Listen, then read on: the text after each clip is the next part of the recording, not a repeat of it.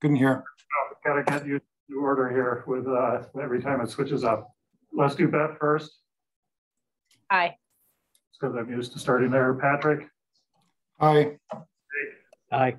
Mark? Aye. I also vote aye. The agenda is adjusted. Next up, we have the minutes. I would motion to approve the minutes of December 7th. As presented. Is there a second? A second. Any further discussion? We'll go ahead and vote. Beth? Aye. Patrick? Aye. Jake? Aye. Mark? Aye. I also vote aye. Minutes are approved 5-0. Warrants, I would make a motion to approve the warrants, payroll 12 and 13, main purse, November 21st, regular warrant 12 and 13, and ban warrant 12 and 13. Is there a second? A second. Any discussion? Go ahead and vote. Beth? Aye. Patrick? Aye. Jake? Aye. Mark? Aye. I also vote aye. The warrants are approved. We're now open for public comment.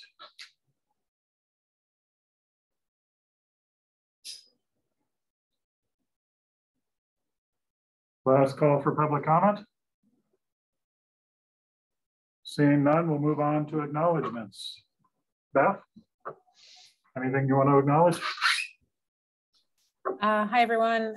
Just want to, continue to acknowledge the challenging times that we're in, and certainly the return to school, on the statewide and national, stage has been, I'm sure, felt wrought with a lot of feelings for staff and administration and teachers and everyone, as well as parents and families. So want to acknowledge that and acknowledge just really the amazing work that all the staff, including, everybody has been doing this academic year. Patrick? Not much more than that. Just thank you to everyone who continues to show up to work every day with such a good attitude. And thank you. That's it. Thanks, Jake. Yeah, just the donation of flexible seating at the middle school by Courageous Steps. Thank you to them for that. Yeah, I would just echo what people have been saying. It's a crazy time, and honestly, our schools are pulling off miracles. They're not just keeping kids safer than the community. They're teaching kids at the same time, and they're addressing mental health needs. So it's a miracle what's happening. I really appreciate it. Mark? Nothing at this time. Thank you. Okay. Start with reports. We have. Oh, I'm sorry. Another acknowledgement. We had the opportunity over break to begin moving into the Ncap Classrooms, and I want to acknowledge the efforts of Bill Cody, our Director of Facilities, Maintenance, Transportation, Sam Runco, high school co-principal, and other staff, and those teachers who went in those rooms came in to get those rooms ready to go. And so they were in use beginning yesterday, which is really exciting. So I acknowledge those efforts over the break. Great, thanks. Now we're up with principal reports. Kristen, you want to start? Sure, thank you. Good evening, everyone. It seems like we were just here, but it was actually a month ago, and we had a lot of awesome things going on at ASA. We had our PTO craft fair, which is an annual tradition, and this year was amazing as always. The amount of things that everybody had, and every child went home with something awesome. It's so heartwarming. I love it. So we want to thank our ASA PTO for organizing that and volunteering their time. They were there all the time, and it was great. They were wrapping gifts. So it was awesome. ASA had their dental clinic in December. We had that. It went really, really well. The hygienists were amazing and patient with our little ones. It went awesome. We had balloons over ASA. Miss Oldenburg and Miss Murphy second grade classrooms did balloons over ASA. I put a photo in there. It was a very special parade around the front of the school. And we've had some amazing, this time of the year, I know it brings out, that feeling of giving to everyone, but we always get so many wonderful donations, and parents bring things in that are no longer in use with their children. And we want to say thank you for all of the donations of clothes and hats and mittens. And the Charleston Church donated some brand new coats to us and some hats and gloves. And I want to say a really big thank you to all the people that were involved in the Orono ASA Holiday Giving Program. Ms. Earhart shared with me some names, and I just want to say Sam Runco, Holly Gunn, Troy Wagstaff, Heidi Clark, Kelty Wielden, Peter Buhner, Lori Hartery, and Lisa Earhart. They all coordinated their efforts for the holiday giving, starting with the Thanksgiving baskets and all the way through the holiday season. She shared with me that 60+ students received a gift from the JMG Angel Tree across the district. 50+ students and families received additional Christmas gifts and food. 20 ASA families, individuals, and staff provided those donations to help meet additional gifts and holiday food gift cards. And then the ASA PTO Hot Chocolate fundraiser added an additional $762 that went directly to support our ASA families over the holiday break. So, oh my gosh, wow, that is so amazing. So we've had it's just been an overwhelmingly wonderful time right now, despite everything else. As far as, I just want to highlight a couple things in our facilities, transportation, food service piece. We have installed the new surveillance cameras. The gentlemen were there again today, putting in additional little cameras. They're so patient with us as we're walking around, their ladders, but everybody's been so wonderful, but from the construction company all the way up through have been really kind. And so we have those security cameras. We have our automatic unlocking door at the front door now. We have a wonderful ramp. Thank you so much to all involved to make that work well. The 5th grade wing now has an awesome ramp right there. And we have our flagpole up, and we have some 5th graders who have been learning about how to do it the right way and how to fold it. And so it has been, it was really cool to see the kiddos do that. So it's been a great few weeks here at ASA. Thank you. Any questions? Ms. Hannah, looks like Richard's occupied somewhere else. We have a written report. I can't do it justice, but I noticed that the math teams are doing extremely well, and there was a fantastic experience with Gabriel Frey doing basket weaving. We'll move on to the high school. Sam or Meredith? So Sam and I actually talked in advance of today's meeting and decided that I would go first today. So good evening, everyone. It's nice to see you all. And I am really proud to report on some of the dynamic innovation that continues to happen here at Orono High School, in spite of the fact that things are just hard and folks are doing the best they can. And even in that context, we have faculty who are finding new and better ways to meet students' needs. One of those is a really exciting possibility that has opened up for us thanks to the work of Katie Quirk. In December, Katie submitted an application to the College Board for us to be able to offer AP Seminar and AP Research here at the high school next year. This is a 2-course sequence that the College Board recommends be offered in either 10th and 11th grade or 11th and 12th grade. It is a 2-course sequence that can be interdisciplinary or rooted in specific departments. Schools get to choose that. But essentially what it does is it helps students cultivate skills in research, synthesis, critical thinking, analysis, and presentation, both written and oral. Those skills are worked on in targeted ways in AP Seminar, which is the first course in the 2-course sequence.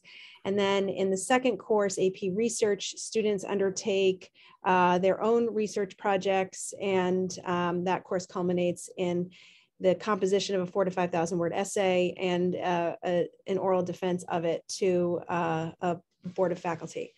So this application was the first step. Katie Quirk is putting together a proposed syllabus for this course that will be presented to the curriculum committee in February. We anticipate that if this is something that is approved by the curriculum committee and the board, that we will begin next year offering just AP seminar because it has to precede AP research. And then we would add AP research on in 2023-24. This offers our students an opportunity to earn what the College Board has identified as its AP Capstone Diploma. An AP Capstone Diploma is a diploma that students, an endorsement that students earn if they complete both AP research, AP seminar, AP research, and earn a score of 3 or above on 4 additional AP courses. We are excited about this, frankly, in part because it will get Katie in front of full classes of our students. I think that she is a fantastic addition to the district, and I'm really excited to expand her reach. I think it will also bring some cohesion across our AP offerings and create a context for dialogue across AP teachers and some focused discussion about that programming as a whole. So thank you to Katie for putting that together. Shauna has planned for and will be launching shortly a book study that is really timely for us up here. It is on Joe Feldman's Grading for Equity. There has been a lot of discussion over the past couple of months about grading practices and the degree to which they facilitate or problematize student success. And our hope is that by engaging with this book study, which is already being well received, even though it hasn't officially started yet, we will be able to create a context wherein we can develop perhaps discipline-specific orientations to grading that we all recognize as equitable and in students' best interest, so that we can shore up that part of teaching and learning. Erica Dixon and Katie York are working in the English department to consider the revision to English language arts standards and the implications of those revisions for English 9, specifically with respect to the fact that the majority of our English programming up here is elective driven. And we want to make sure that our English 9 classes are organized in a way that provides the best foundation for student success in electives subsequent to 9th grade. And we have also spent a lot of time recently talking about some of the challenges that our 9th grade students are experiencing, both academically and behaviorally. And 9th grade faculty requested that we set aside time for folks to get together and think about what are some ways we could join forces and organize efforts to meet the needs that these students are presented. One of the outcomes of that conversation was reflection on former practice in the building of having a 9th grade wide book study each year that united students around engagement with a particular text that was also used and available for reference, not just to English 9 teachers, but to teachers across disciplines who serve 9th graders. And the team made the decision to bring this practice back for second semester in an effort to see whether or not it would help bring some cohesion across disciplines to our work with 9th graders. So at the beginning of next semester, English 9 classes are all going to be reading Shipwreck at the Bottom of the World as their first text. And we will be convening 9th grade faculty in advance of the start of second semester to just bring everybody onto, or folks who are new to the building, onto the same page as our veterans with respect to what some of the best uses of that text have been in the past. Additionally, Holly Gunn and Sam Runko have worked to reconfigure our Muse assignments for next semester in a way that will allow for ongoing and consistent collaboration among 9th grade teachers so that we can continue grappling with the question of how to meet these student needs and hopefully do so in a way that is consistent across teachers. It is no small thing that these different shapes and shades of innovation are continuing to happen despite the current climate. And so I just want to recognize our incredible faculty for consistently having student needs in center view. Thank you, Meredith. So I just want to echo some of what's already been said. And first of all, also Happy New Year, everybody. But this past, right before the holidays, we were able to announce the Student of the Month for our staff and students. And the staff was Mr. Owen, who has worked really hard in a lot of the efforts that Meredith just mentioned, particularly with the 9th grade team, and also realigning muses to be able to have opportunity to work together. And our students in 9th grade was Rowan Jackson Sanborn, 10th grade was Ben Francis, 11th grade Sam Hayward, and 12th grade Griffin Costello. And as Meredith just mentioned, these students are students that not only are constantly giving within the classroom, but are also very giving to their peers and to staff, and help to make our culture and environment as positive as it is through all that we're going through, and are a definite force to reckon with, and also involved in many extracurricular activities. So we thank all those students for their part in our culture continuing to be positive. We also, in collaboration with our families, as thank you, Kristen and Lisa, for highlighting it, but we are also equally proud of the work and efforts that were with Orono Masonic Lodge, the IGA, the school counseling staff, and many others to give numerous food donations to our a lot of our families. It was over 25 families per holiday, and it was numerous boxes. To some families, we gave 2 or 3 to help provide food throughout the holiday. And all of them, it was just a pure joy to be a part of that, and to see the appreciation and the genuine thankfulness of that effort on our part. And I got many emails from families thanking us. So I just really appreciate everyone who helped to be a part of that. And as Kristen mentioned, Kelsey Weldon and the JMG crew did as marvelous as they did last year. And actually, Kelsey told me that the number of gifts given was over 100. Which is pretty impressive. And that was done, all in collaboration with our community members. So to those of you in the meeting or to others out there, we just really, really appreciate the numerous ways you step up to support our students in ways other than just what we do from 7:30 to 2 every day. So thank you.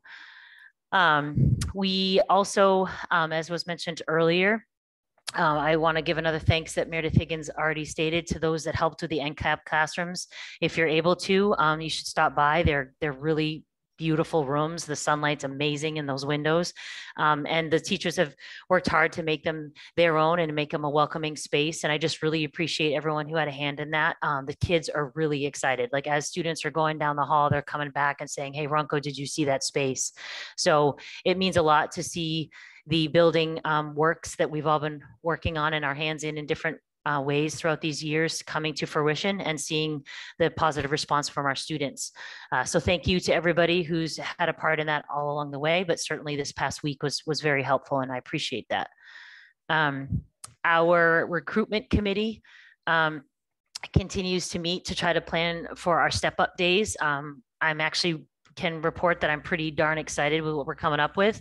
And I'm looking forward to presenting to you guys in a couple of weeks. So, but it's really in efforts to be safe with COVID, but really try to give a true, authentic, and exciting view of what Orono High School has to offer, and to encourage those students to come and be a part of our school community. So I appreciate those that are on that committee and the work that they're doing above everything else that's going on to really have, I hope, and I believe will be a very successful step up opportunities on the 2nd and 3rd of February.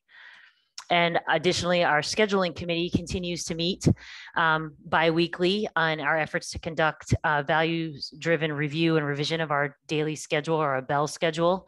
That's also, it's just been nice to hear the varying of opinions and ideas, and them coming together to try to bring about a bell schedule that benefits all of our students in a variety of ways. So that work continues and is exciting as well.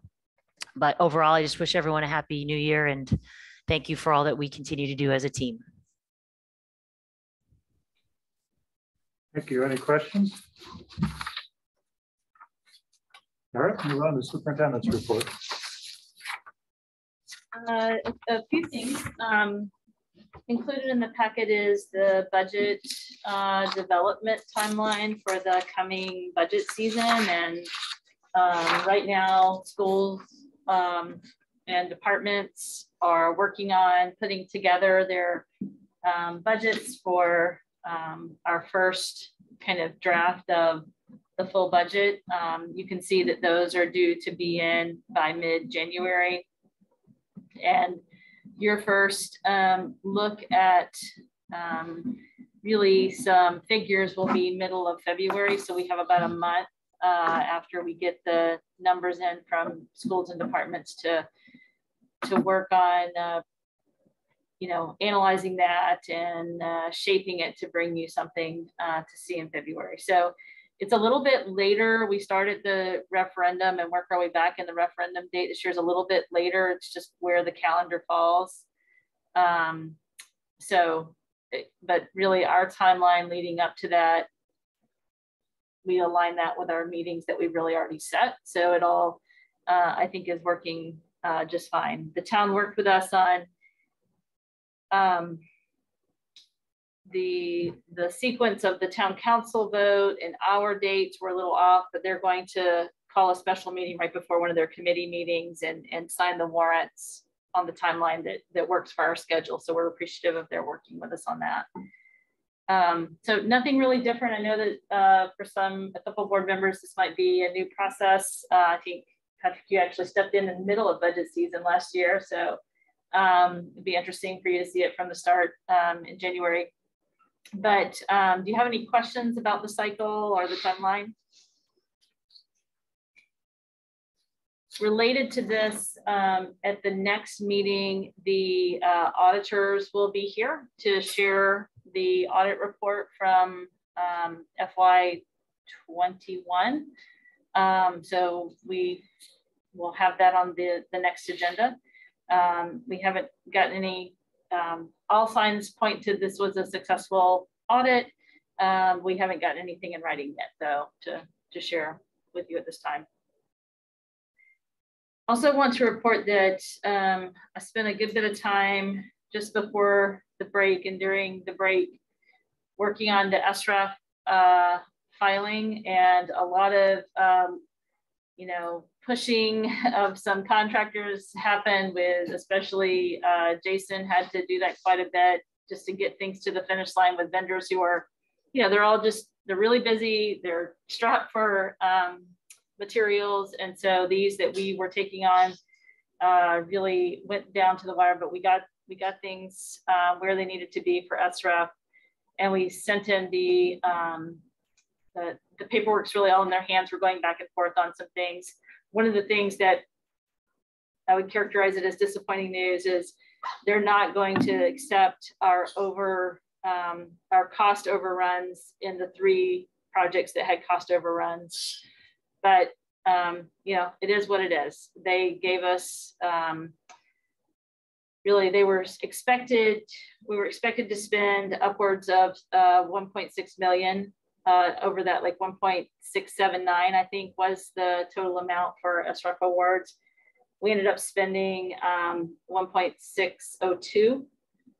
So a number of projects came in under budget. So my ask was, you know, we have all these projects that came in under budget, can we? And no. And then another angle was, well, then can we just get, you know, extra for these 3 that went over? It was the high school electrical, the ASA ADA bathroom, which had all kinds of asbestos issues that we had to, you know, abate. And then the OHS signage, that was really small, though. That was just a very small amount. So it was mainly those other 2 that added up to the most. But anyway, with all of that, we are going to, the total that they're going to recognize is, by my calculation, 1,491,991, which means they will be sending us a check for 836,800, which is great. It's 56% of our costs the state will cover. So, you know, I think, you know, Brian, Lynn, and I will just need to take that then and go back and look at our finances and determine what that means. I mean, there were under expenditures also. So it's kind of a complicated analysis I think we really need to do to look at under expenditures, the over expenditures, and then what the state brought in. I mean, in the end, I think we're going to be about where we thought we would be because of the under expenditures and then the over expenditures.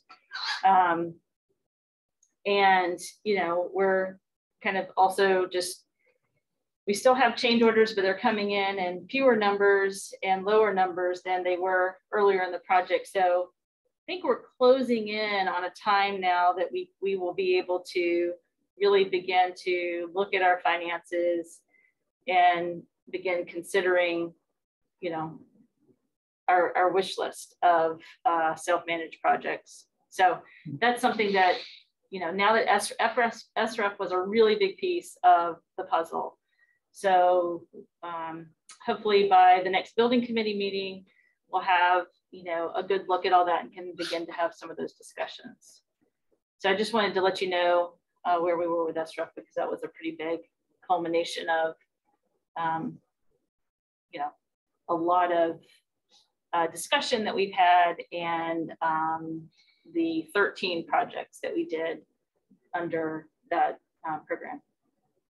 Brian, do you have anything to add to that about SREF that you?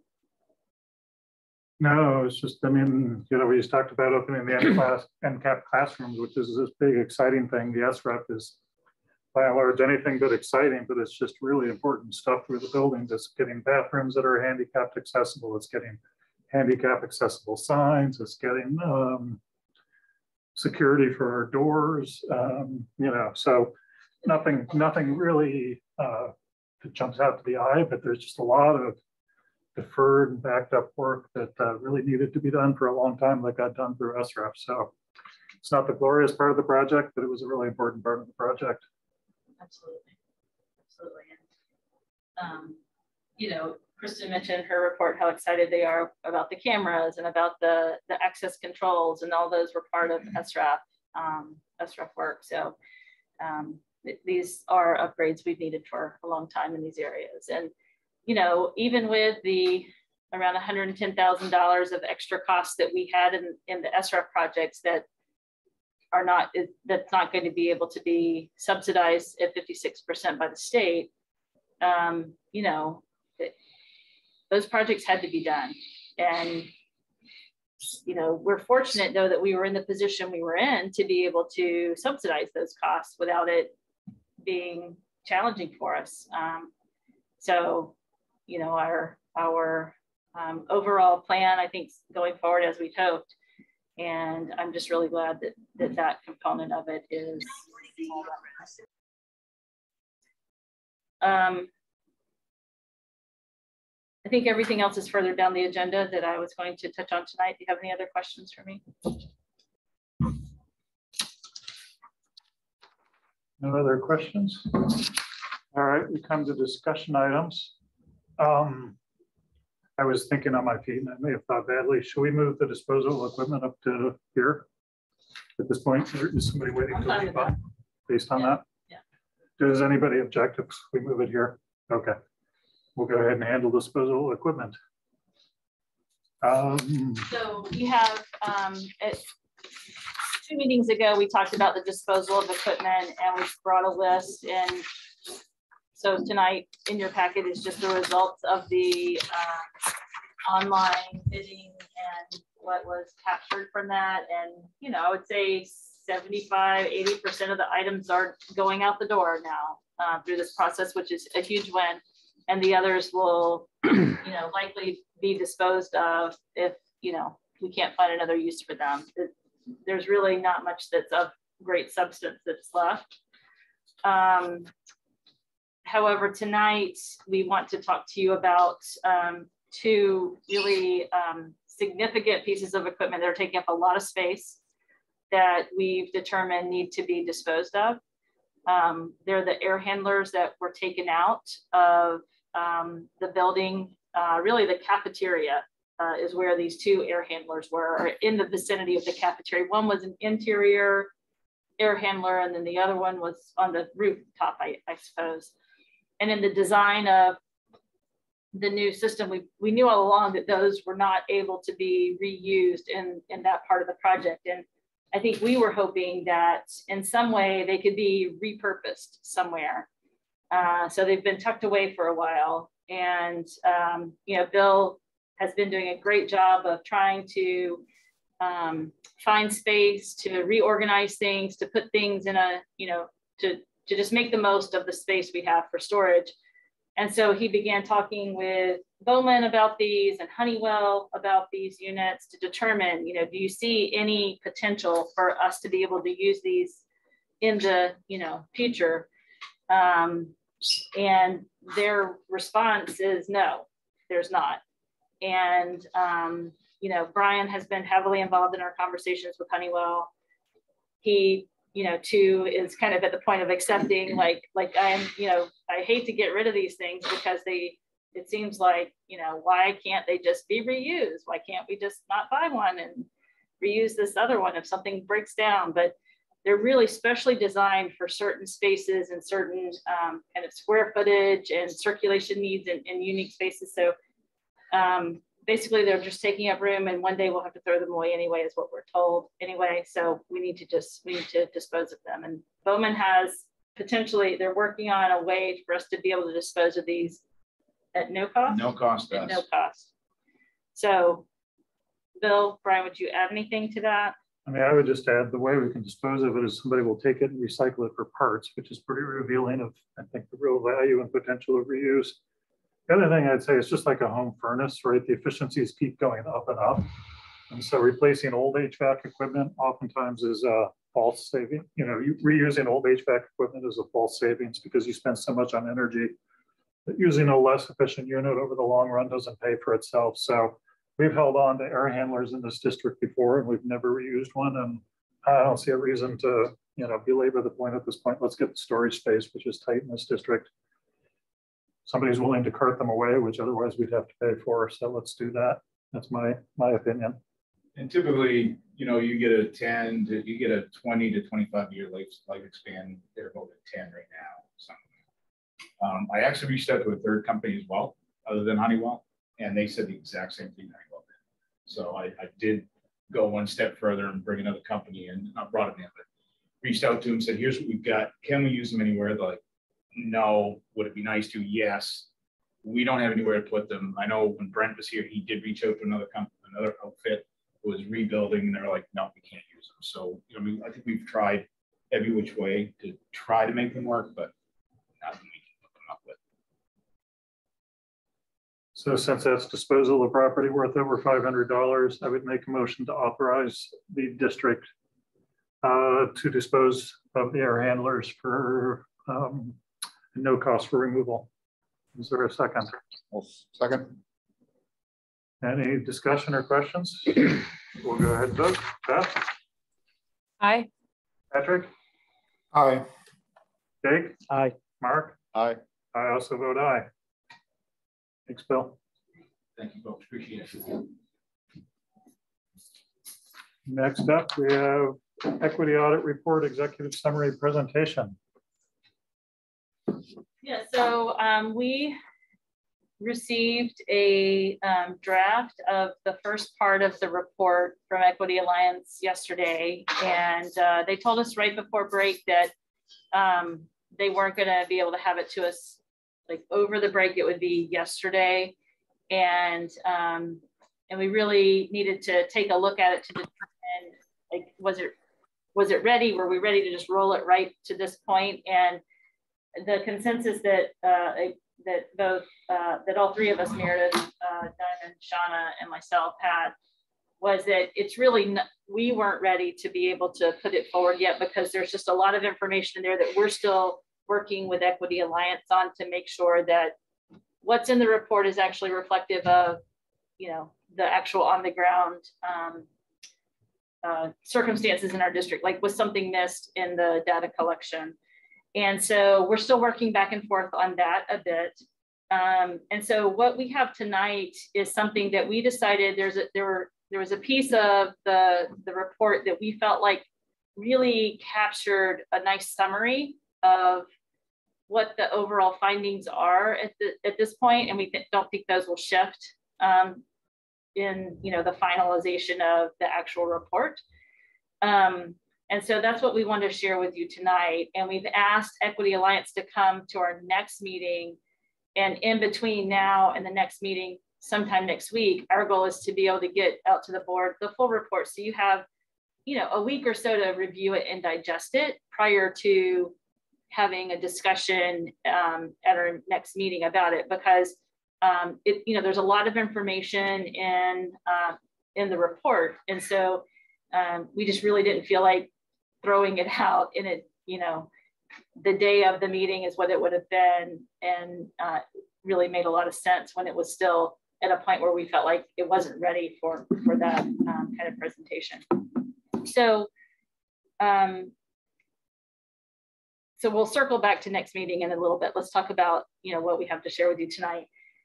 So the report itself included, you may remember when Equity Alliance came and kind of gave us an overview of their framework and how they approach looking at different aspects of school operations and programming.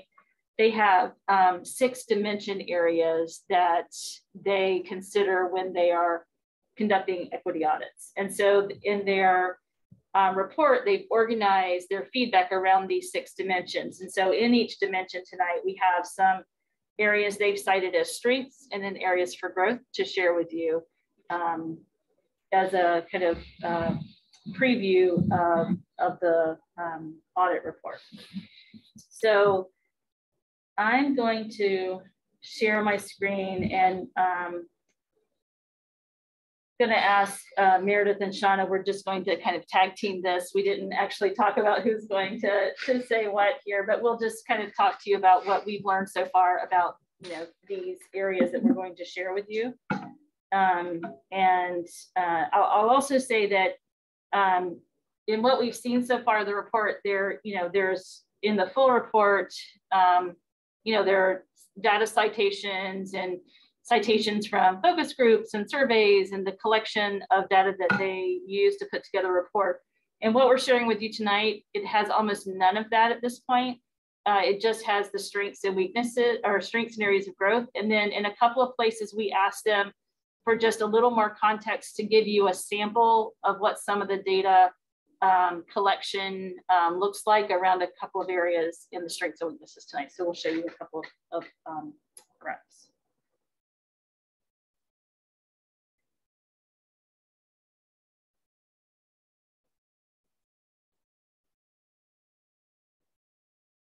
Okay, so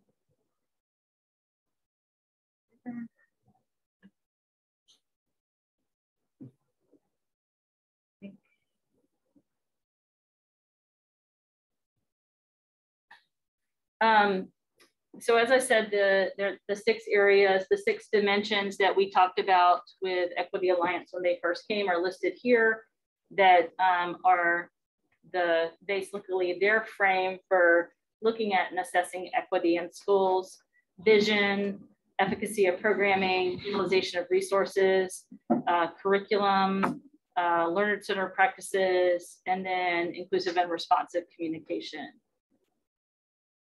So looking at this first area of shared vision for equity, why is it not? Yeah, oh, there we go. So the strengths that were cited by Equity Alliance was, you know, our commitment to conducting an audit. They recognize that that is not without risk, and that it demonstrates a commitment to working on DEI and moving forward with, you know, findings to improve practices for, you know, all stakeholders in the district.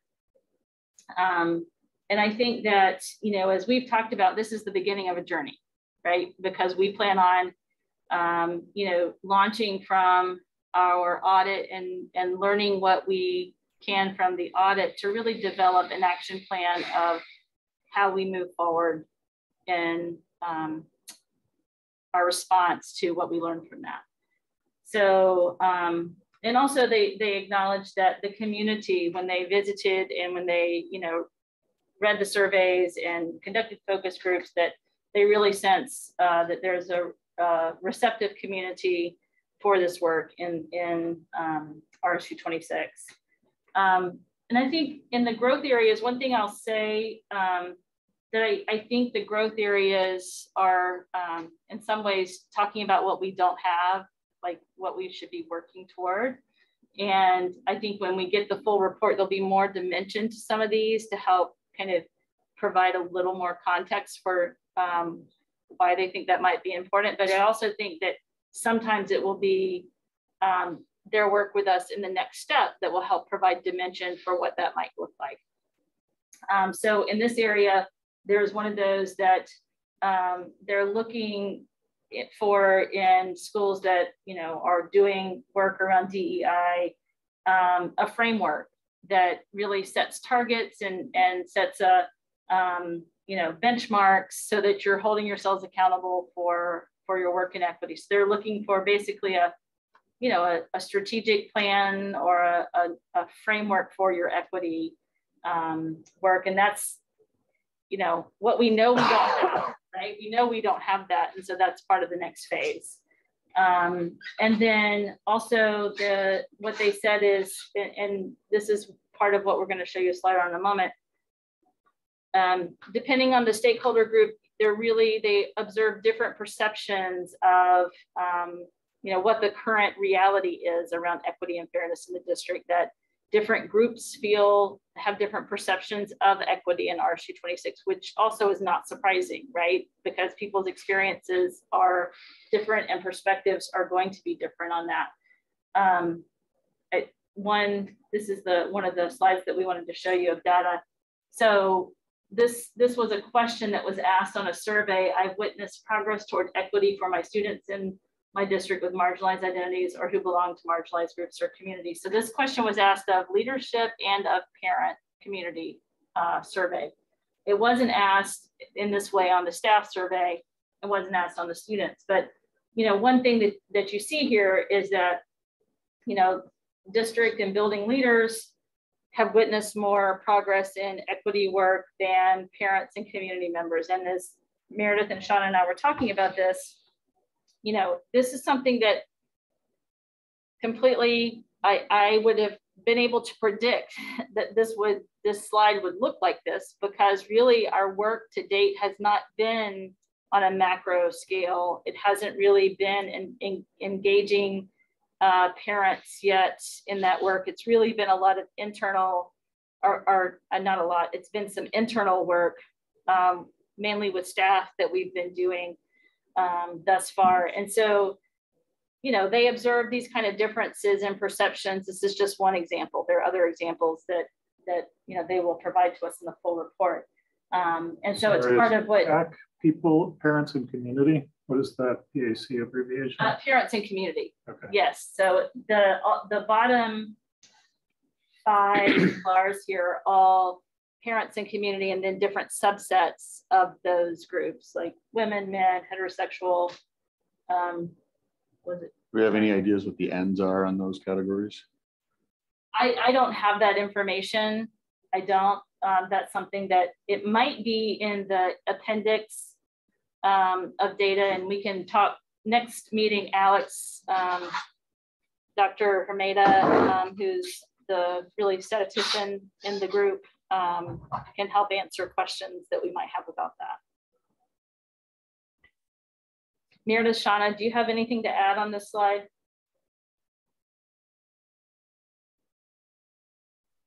I can't see you. I don't have anything to add on the slide specifically, but to Mark's question, one of the qualifications that they gave us, we have a total N size based on membership in, you know, in building or community, but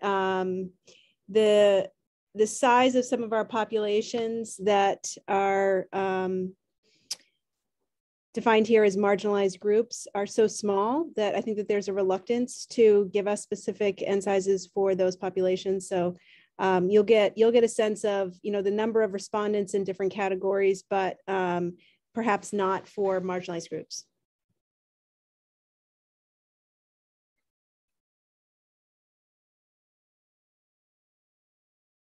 So in dimension 2, the efficacy of programs, you see the strengths, they recognize that we have structures for moving important work forward with policy committee, curriculum committee, and that those groups are used for review and ongoing consideration of district policy and curriculum. And that both leadership and the school board are engaged in this process. And they see that as a real positive for, our launching point for equity work at this time.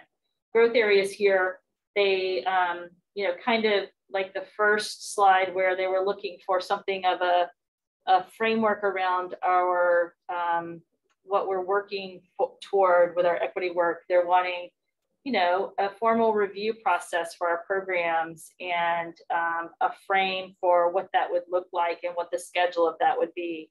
So, I see this as all like aspirational. It's what we want to be able to work toward and accomplish in our work with, assessing our aspects of our program and our operations with DEI. Another piece that Meredith and Shauna have talked about quite a bit. This next one, I think that this team in particular was really taken aback on the differences in our state and local kind of accountability structure around school improvement planning, school improvement plans, strategic plans. And, there are places where those are very, regimented and rigid and required by, accountability structures in your state.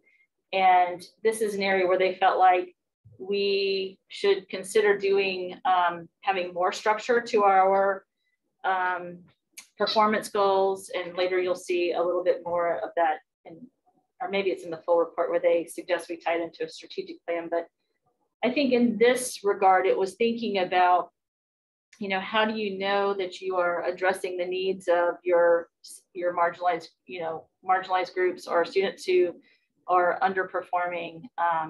And so it's really to, I think, encourage us to have quantifiable goals set for how we're moving forward student performance across all groups of students in our district.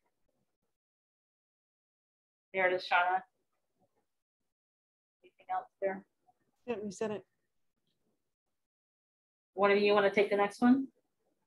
You want me to keep rolling? I'll go either way. Shauna, why don't you take the next one? Okay. Sorry, I'm trying. That's all right. Advance. Oh wait, I went too far. There we go. All right. So in the realm, the dimension of utilization of resources, our strength really are very transparency in our fiscal policy and allocations. In part, start of what we started tonight with our budget process and the input that stakeholders have in that budget process. And then some really kudos onto our not only investment in educational technology, but the value and the use of that educational technology across the district in many varied ways to support teaching and learning. So those were two major strengths that they found and really commended us on. A growth area is in the survey data and in their meetings with focus groups of students, staff, and other members of RSU 26, that there are some areas of the building and in parts of transportation where students feel that they might not be as safe as we think they are for some portion of the student population. And so we have some graphs that sort of tease out that in a little more detail.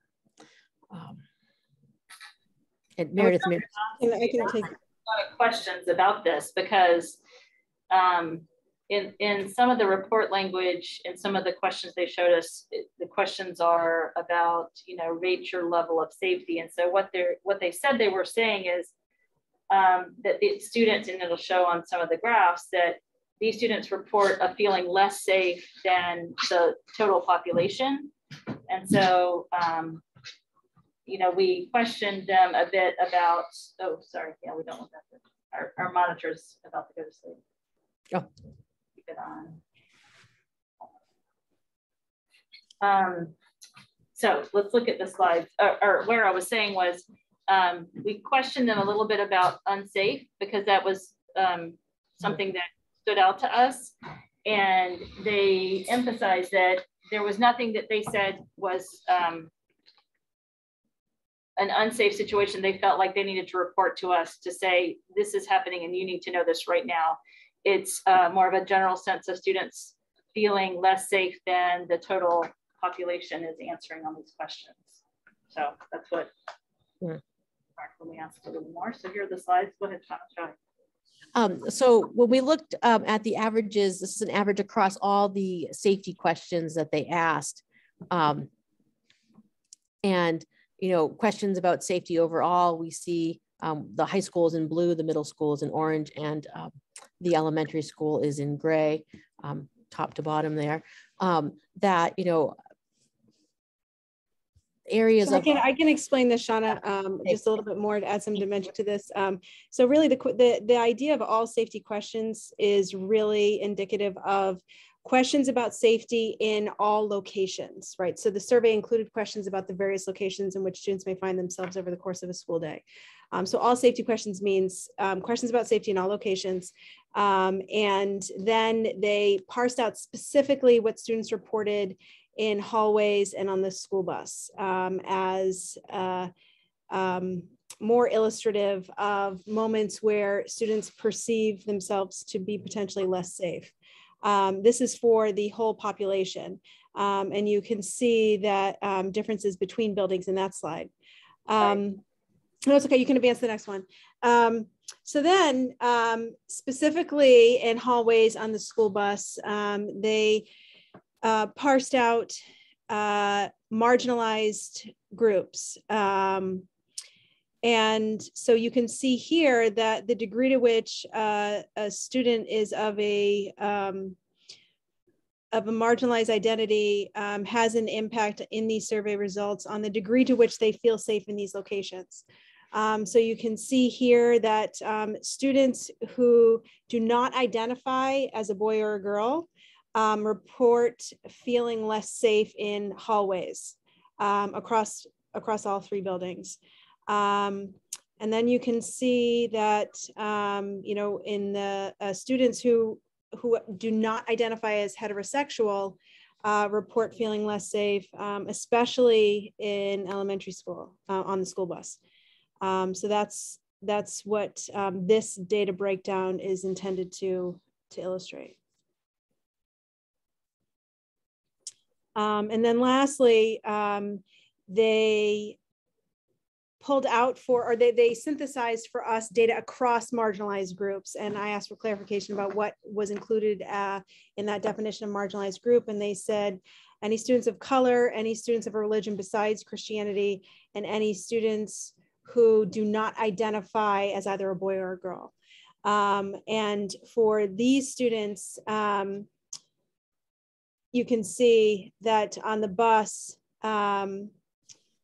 students of a marginalized identity, and in hallways, students with a marginalized identity report feeling less safe in our buildings than the average student report for all populations across all locations.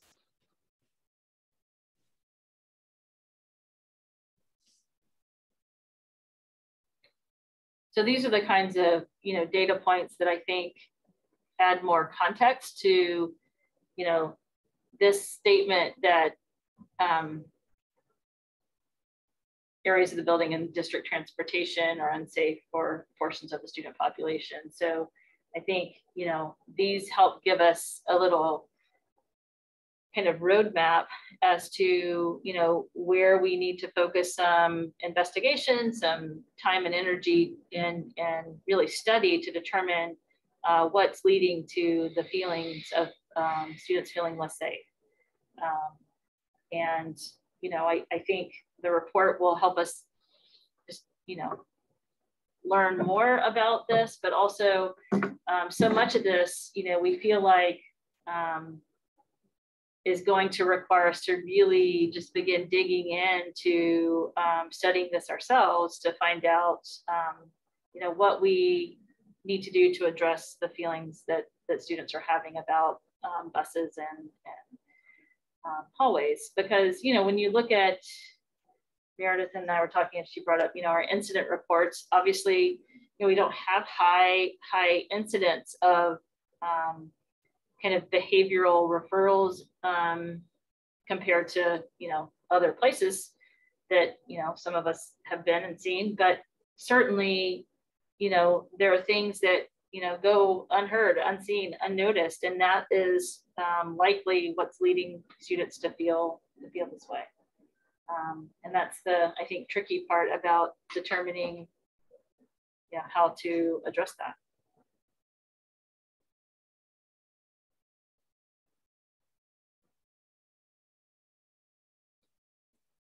Can I ask a quick question? This is Beth.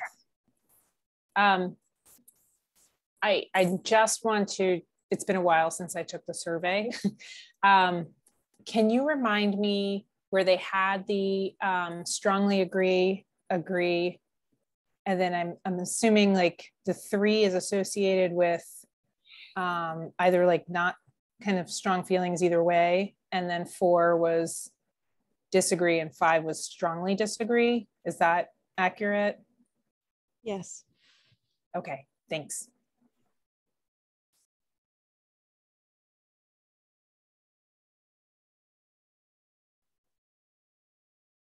Meredith, do you want to take this one? Sure. So the dimension for curriculum represents equity really gets to the fact that, if you want to understand, the values and the priorities of a school, you need to look at what is taught and how. And that is the dimension that this really gets at. And, for us, the discussions that are happening in pockets that I think the board is well aware of, from the Anti-Racism and Equity in Education team to the Wabanaki Studies Work Group, we are, having these pockets of discussion about equity in our curriculum and how to move the needle here in that regard. And that was work that was recognized by Equity Alliance. They also appreciated the fact that we have a structured curriculum committee that meets regularly and that engages in discussions about, what students are encountering in classes in a way that is, I think, supportive and goal-oriented as opposed to directive and restrictive. Areas for growth in this area. One is that they observed, especially in focus groups, that our staff are at various levels of readiness for having a truly equitable curriculum and undertaking the work that a truly equitable curriculum across the district is going to require. And they observed that we do not have a formalized professional development plan for revising the curriculum. And where the phrase exists not yet presented, I think that we know that it wasn't presented because we don't have one. And I think that is something that when we began discussions about the equity audit process, that we envisioned a comprehensive district-wide review as step 1, knowing that a district-wide curriculum review with a lens to equity was going to follow shortly.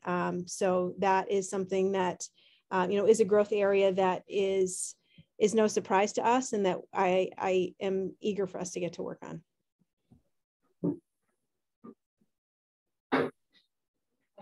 And I think you'll see that in the subsequent presentation, this about the Wabanaki Studies Work Group, that we have begun some of that work that they recommend in the growth areas as well.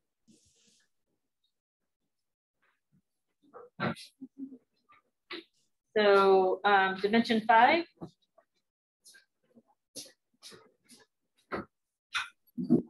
Shauna, I will take it. So Dimension 5 are the learner-centered practices. Really what we're all about here is meeting our learners. Is that we have very active parent advisory groups at all levels, and they really commended us for that, how we engage and are continually working to engage our families through those advisory groups, and also support for professional development. That has always been, I think, one of the hallmarks of Orono is that they have committed to the professional development of all their educators and employees. So they commended us for that. Growth areas are to focus on some systemic and systematic practices for review of student work with an equity lens through professional learning. So really to take some time and focus our professional learning on how we review and assess student work. And as Meredith Diamond mentioned earlier, we're beginning some of that work with our grading for equity book study. So just coincidentally, that wasn't anything planned in conjunction with the equity audit, but we are beginning that. And then also to really begin professional learning for all of our staff and educators in the realm of culturally competent pedagogy. That's an area that we need to focus our professional learning on. And there are some pockets they noted in the district where people are there, but there are also some pockets where people really need to begin to expand their knowledge and their pedagogy on culturally competent practices. And as we, I would say this, on almost every slide, like, these are not surprises to us, right? These are things that we know we have not spent, focused, sustained time working on, and we are just in learning mode about this. And so to us, it's part of what we hope will be an outgrowth of this whole process. So, I think as we were talking through this with the Equity Alliance team, they said to us, these are the same kinds of issues that we encounter at most schools that we're working with. And so, it's not a surprise to them, and it's not a surprise to us. In the audit. The last area is around inclusive and responsive communication. And I think one of the areas that they cited as, can everyone hear us? Okay, we just have a little technical difficulty happening over there, so they're working on it. The team observed a trusting relationship between most learners and staff in the data collection as a strength. And I think we do agree that part of our small school communities, part of what that offers is the fact that, there's good relationship opportunity for students with staff, and that students are known and have, sustained interactions with staff over their time at the school. They also, acknowledge that the district is committed to outreach through, the different communication systems that we have. Their growth areas here really focus on kind of the monolingual nature of our communications, and that definitely is, something that we know about our communication, and we really rely on our ELL team to help us when we need to communicate with families who need a different kind of translation of communications. But that's definitely something that we can grow in ourselves and more systematically than we have done in past and present. It seems like this had more dimension in the report than what the growth areas cite. I just can't remember. There was another aspect to it that's not coming to mind that probably is part of the larger report. But the growth areas they cited were really about the linguistic needing to have multiple languages available for families and for signage around the school. Meredith, Shauna, would you add anything to that? No, except that that is a discussion that, we have been having this fall with our ELL faculty around, what does it mean to make our website more accessible? What does it mean to make our communications to families more accessible? What tools do we want to be using when we do need to access interpreter services? So those areas for growth correspond with conversations that we're having. So yesterday when we had the meeting and looked at the kind of initial draft, an hour and a half into the meeting, we weren't quite, through the initial draft. And we knew at that point that, we were going to have to maybe reframe how we were going to present this, spend time with the board on this and staff. And so we've arranged with Equity Alliance to come to the next meeting, but in a workshop format, because we really think we need, a solid hour to go through, even with you having the opportunity to review the data and review the report in advance, to give really good quality discussion opportunity around the report. And so we would like to schedule that for 5 p.m. on the next board meeting day, if that works for everyone. And we can talk about that either now or when we get to the end of the agenda where we talk about future meetings. But in between now and then, we also have a staff workshop day next Wednesday. And we also want to spend some time with staff, giving them an opportunity to begin to interact with this information as well and to synthesize it. So we're going to start, we meet again with Equity Alliance Friday to kind of talk with them more about, ways they've seen it effectively done to take, a lot of information to kind of present it and have people interact with it in a way that is helpful for moving forward. So that's our next work with them. And I anticipate that we'll be able to send the full report out to the board early to mid next week.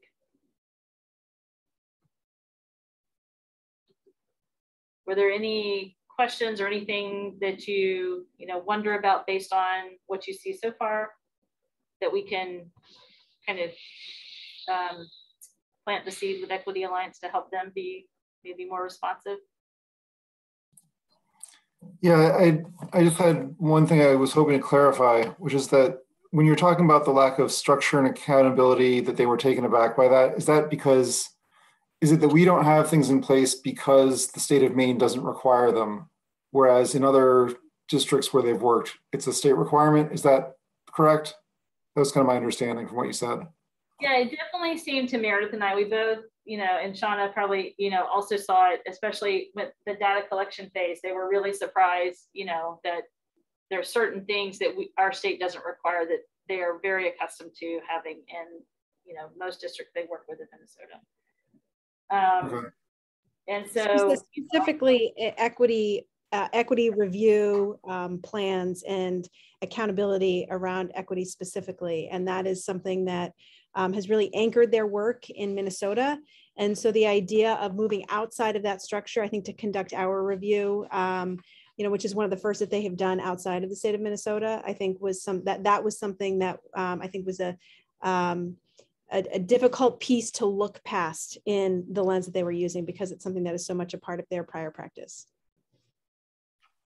But I think also, our district in times in past has had strategic plans, and I think, the one we have now has not really been operationalized and not been used in a meaningful way. And I think it's a good discussion for us to have about, a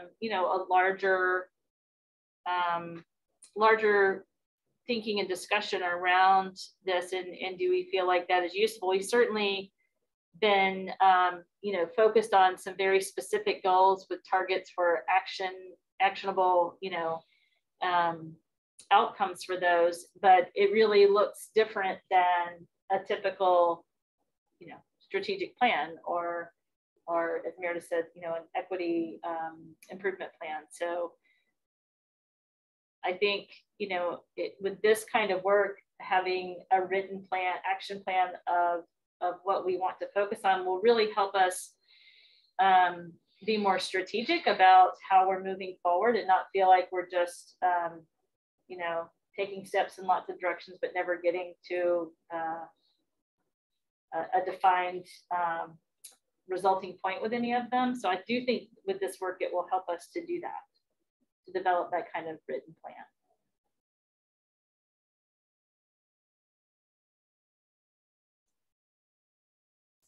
I wanted to pose a comment / question, and first just to say thank you to Meredith, and Shauna too. I know that sharing growth areas with an audit, right, that was done by another group can be vulnerable, and I appreciate you kind of spending the time together to talk through what you've already seen and help all of us understand what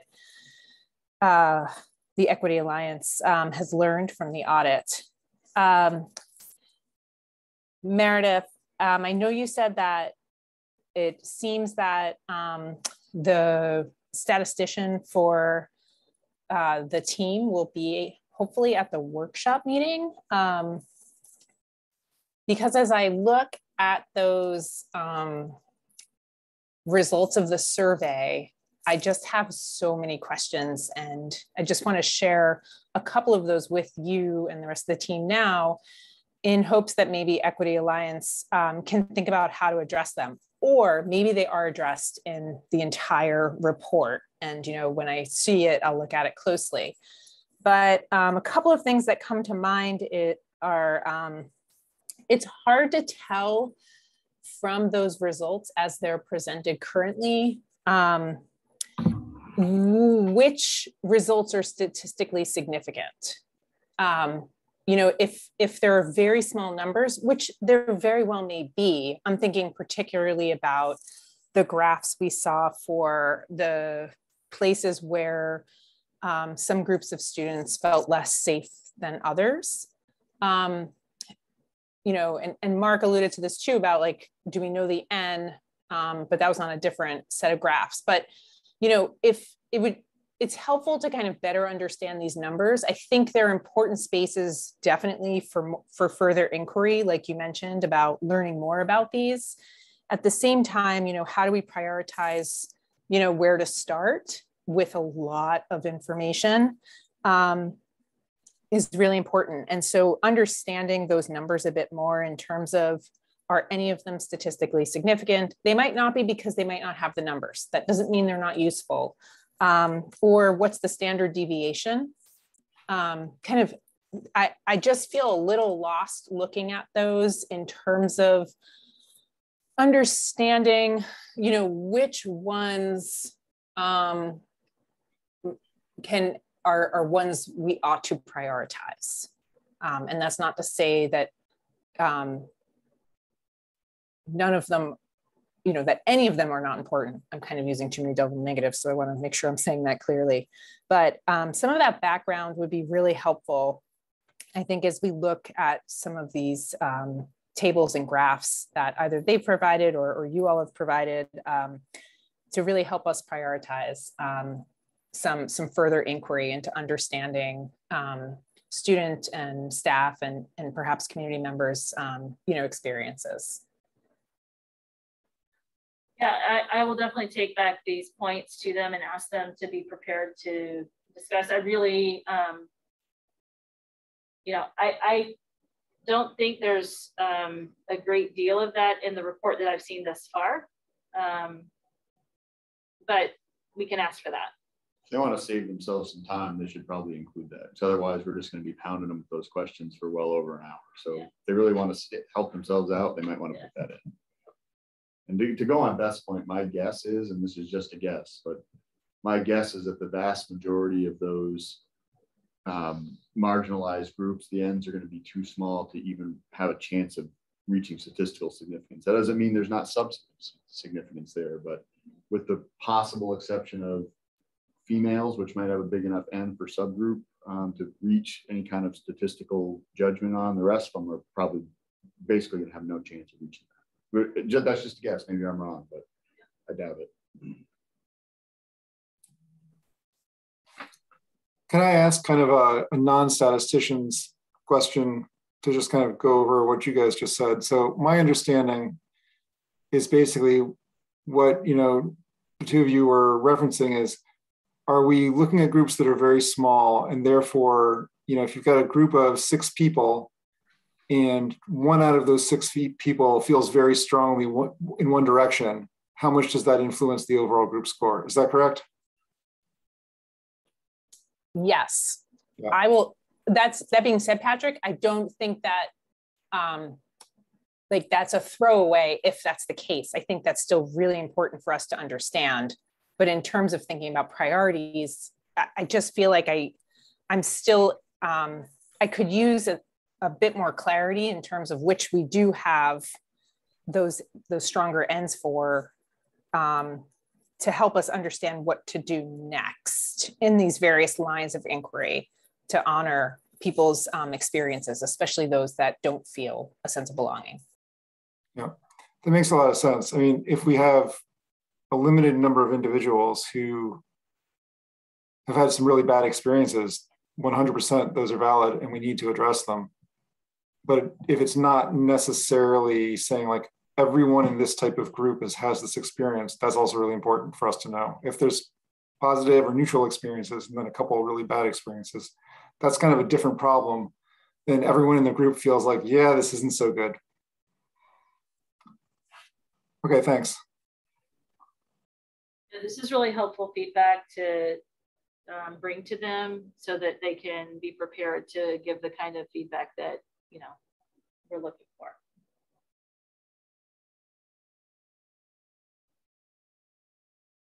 Any other questions or feedback at this point?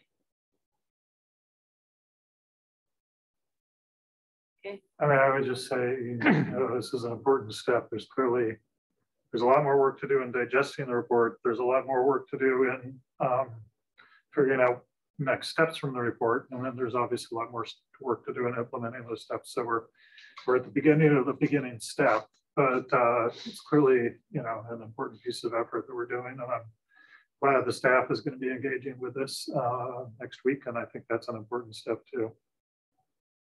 Mark, did you allude to earlier that the end for some groups might be so small that they might not tell us what it is?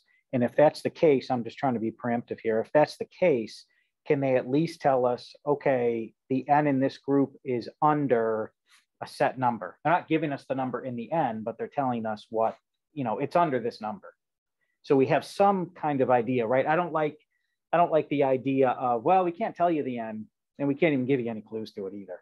I just don't like that. They could have a cutoff like 10.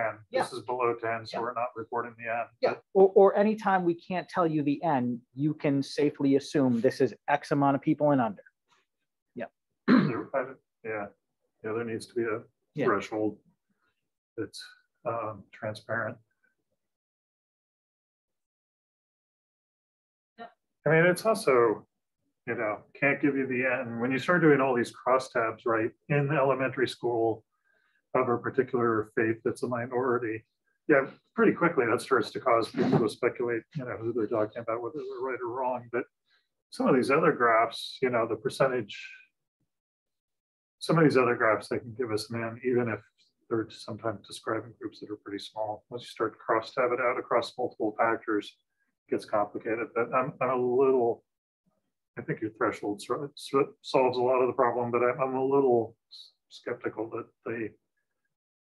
there's other data I can understand why they can't give us quite so much. In particular, I can understand why they can't give us crosstabs so much, but just not be able to give us basic ends is it's pretty hard.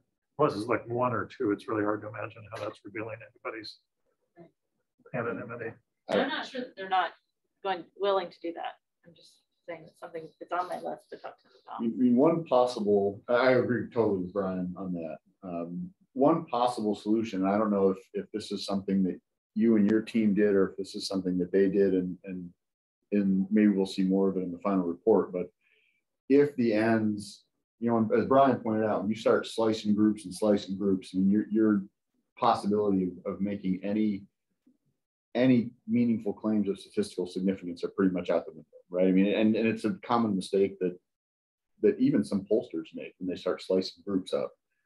one possible solution to that is to pool respondents based on a shared characteristic. And there was a couple of graphs in there that did seem to pool all marginalized group members collectively. Now, you lose a certain amount of detail and nuance, obviously, with that, but it does allow you to say, okay, we now have a big enough N that we can actually make claims or assessments of statistical significance on this. And again, you know, Beth makes a good point too, that just because something lacks statistical significance doesn't mean that it's not substantively significant. They're two different things. But I just think we need to be clear what we're looking at. And also, I think if this is going to be done in a public forum, there probably needs to be a certain amount of an educational component too, because I can't, most people don't have a very good understanding of the concept of statistical significance, right? They don't understand what that is. So hopefully in their report that they present, they can talk a little bit about that as well, or at least present that so we can assess it and make that clear in our discussion. There is a section that is in their report that's about their methods, the instruments, the surveys, that, you know, it kind of outlines the process. It's been helpful to hear from you about, you know, what your questions are at this point, and to help shape the next time we talk about this next meeting. And I know that Equity Alliance wants to, you know, try to be responsive to provide information in a way that's most helpful for us to make use of it. So we'll talk with them and hopefully be able to bring back, you know, what you're asking for. Just another thing, sorry, I know you were just wrapping up, but just popped into my head. Another thing that would be useful, and you know, I know they can't tell us how to go about some of these growth areas because that's a district specific process and decision, but just to give us some examples, right there, if the areas where there's growth examples, if they can point to districts that have public documents or, you know, rather than, yeah, to just give us examples of what they're talking about in each of those instances would be helpful. And I do think that's part of the next phase of work that, you know, we are going to be working with them on in our kind of action planning and understanding kind of how some of these might come to be. So remind me how much more work we have to do, you know, how much more we have now that the final report is filed? Throughout the remainder of this year, we'll be working with them to synthesize these results into an actionable plan. And that's supposed to be something that we can do in a, you know, the second semester. Okay. So they're not disappearing after the final report. Somehow it got that into my mind. But right. Yeah, okay. Can I ask one more question? I know sure. The survey went out before focus groups were conducted. Is that correct? Correct.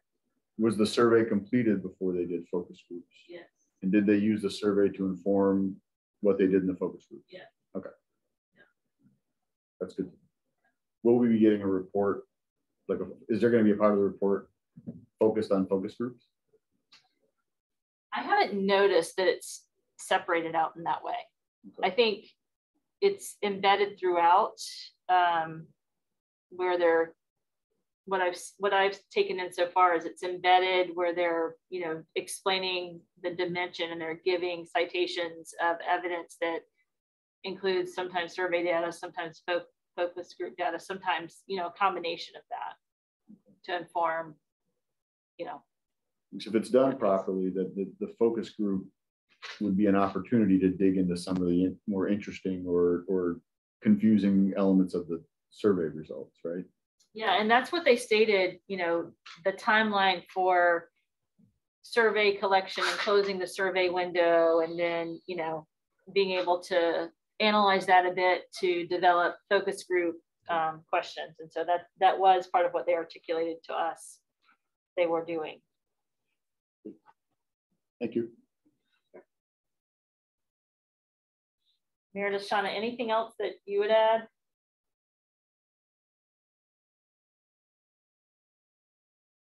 Okay. So more to come.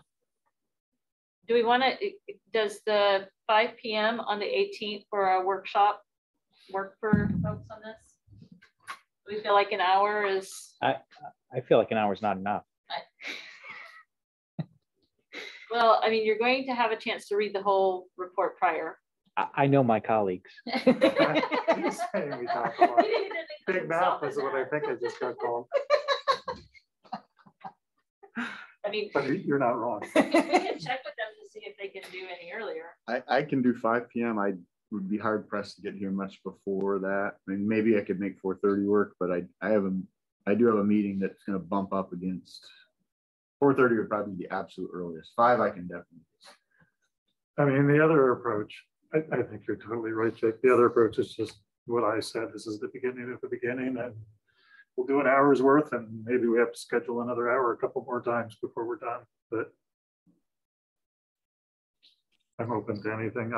I'm available if we want to start at 4, but it sounds like we don't have everybody who is. So we can check with them. Does anyone else have Mark said he could go to 4:30 or start time? Does anyone else have a limitation? I can do as early as 4:30 that day. You know, this is the meeting where I'm most likely not going to be present at all. So I suppose my one request would be, though, is if we start at 4:30 to do more than a 5-minute break, like maybe a full 10-minute break before 6 o'clock. I mean, you all are there in person, you know, probably really unable to eat, but I tend to think I don't know how long, what's on the agenda for next week or next meeting, not next week, but if it's anything like tonight, it might be pretty long too. Okay, we'll talk with them. It's also the first day of the semester. We'll talk with Equity Alliance and figure out what they're able to do.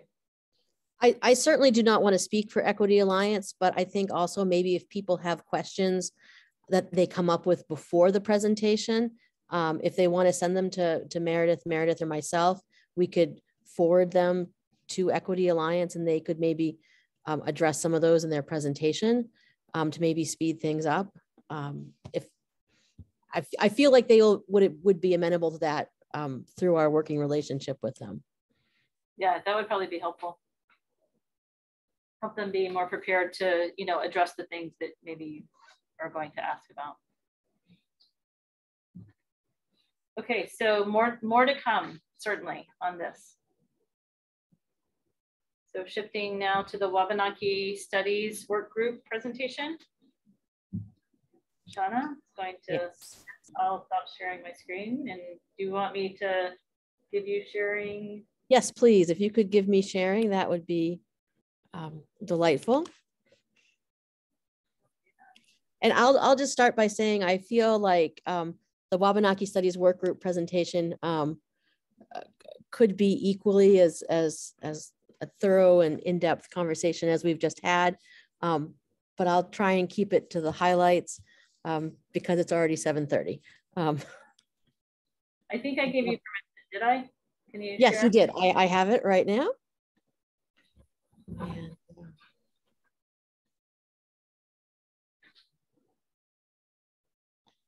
all right.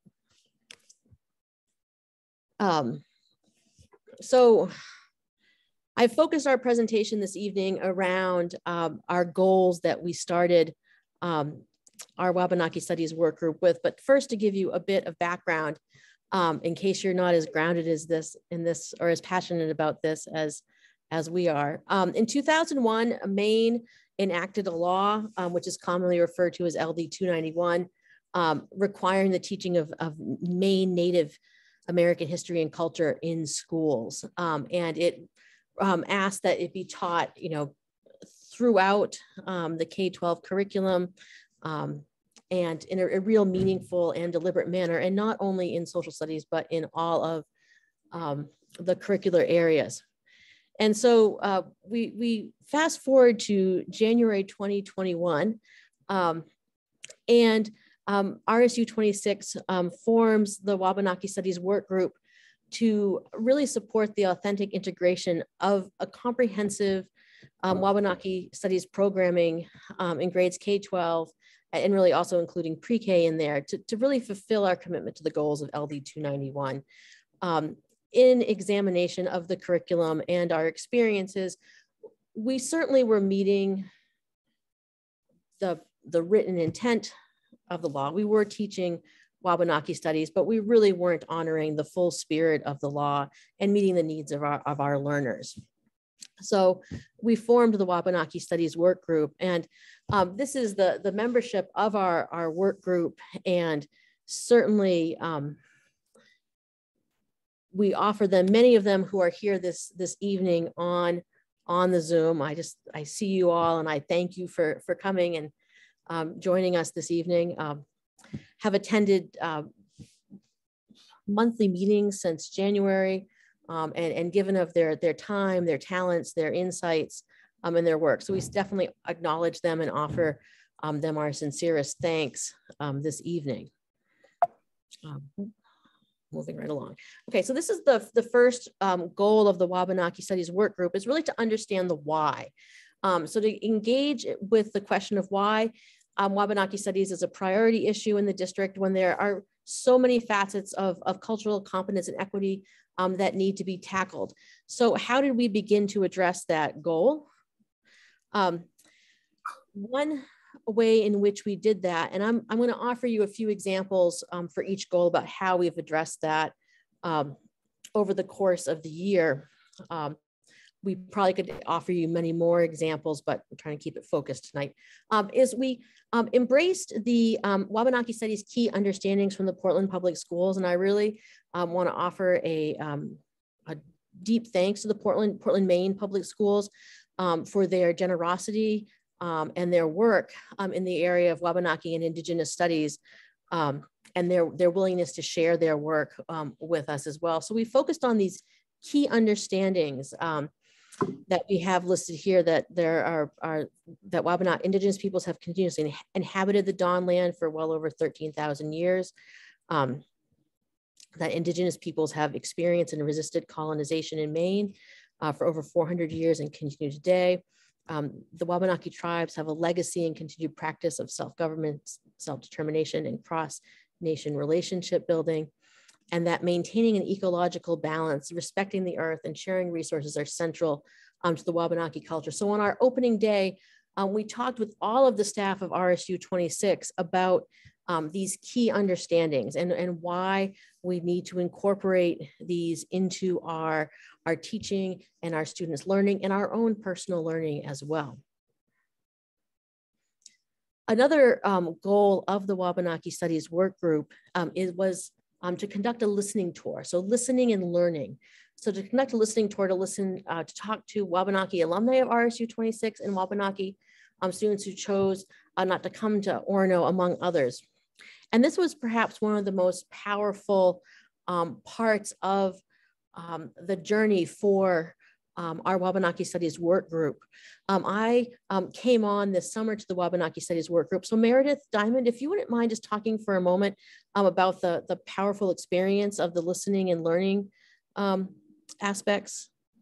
For sure, thank you, Shauna. So one of the challenges of conducting an ethical listening tour we found was that one of the challenges of conducting an inquiry into the way in which we're serving a population that traditionally has been underserved is that we felt like it was important to really deliberately not signal students out as folks who we were asking to be representative of the group of which they were members when they may not want to speak in that regard. And we talked at length with the Indigenous members of our work group about how to invite these students into dialogue with us without asking them to speak as Native informants. And so we decided that the best path forward for that was for members of the work group to reach out to students with whom they already had relationships, right? So with whom there was already a degree of trust established. And through that, we identified both Indigenous and non-Indigenous students to current students to invite to the table. And we worked specifically with 6 to 12 students, great students in grade 6 to 12. And we had a balance of students attend that session from both OMS and OHS. And it was a conversation that was semi-structured initially, but by the end was really just an open dialogue about their experiences learning about Wabanaki studies in our buildings, and how learning about Wabanaki studies in RSU 26 diverged from a lot of the learning that had happened at the Indian Island School for students who had attended there prior to coming to us. We learned about the significance for students now of the internet and social media as an instructive resource. And we had students report that some of their learning about Indigenous people and colonialism that had happened in school was undermined or contradicted by some of the learning that they later experienced through social media. And that left us with a clear sense of urgency around getting this right, because of the fact that for the reasons that Shauna has already listed and many more, we think it's really important to highlight the way in which Wabanaki history and culture is a part of this region, is a part of this community, and a part of our students' experience in a way that when we leave it out is detrimental, not just to our Wabanaki students, but to all of our students. We had students who indicated they were willing to talk with us, but who would rather do so in a more intimate environment. Jim and Matthew engaged those students and elicited their perspectives, brought those back to the group. We had inquiries to students who were alumni about ways in which we could learn from them as well. Those conversations were more difficult to arrange, but we have partially met our goal of conducting a listening tour as part of our work together. Thank you, Meredith. So another goal was around building knowledge together, resources to support a shared understanding of culture as a framework for wider discussions about multiculturalism in our district. I think you'll see some connections to our previous talk about the equity audit and some of their outcomes in this. And one way which we have begun to address this, once again, using the Portland Public Schools very comprehensive document that they worked to create with tribal leaders, is the Wabanaki Studies, Indigenous Studies Do's and Don'ts.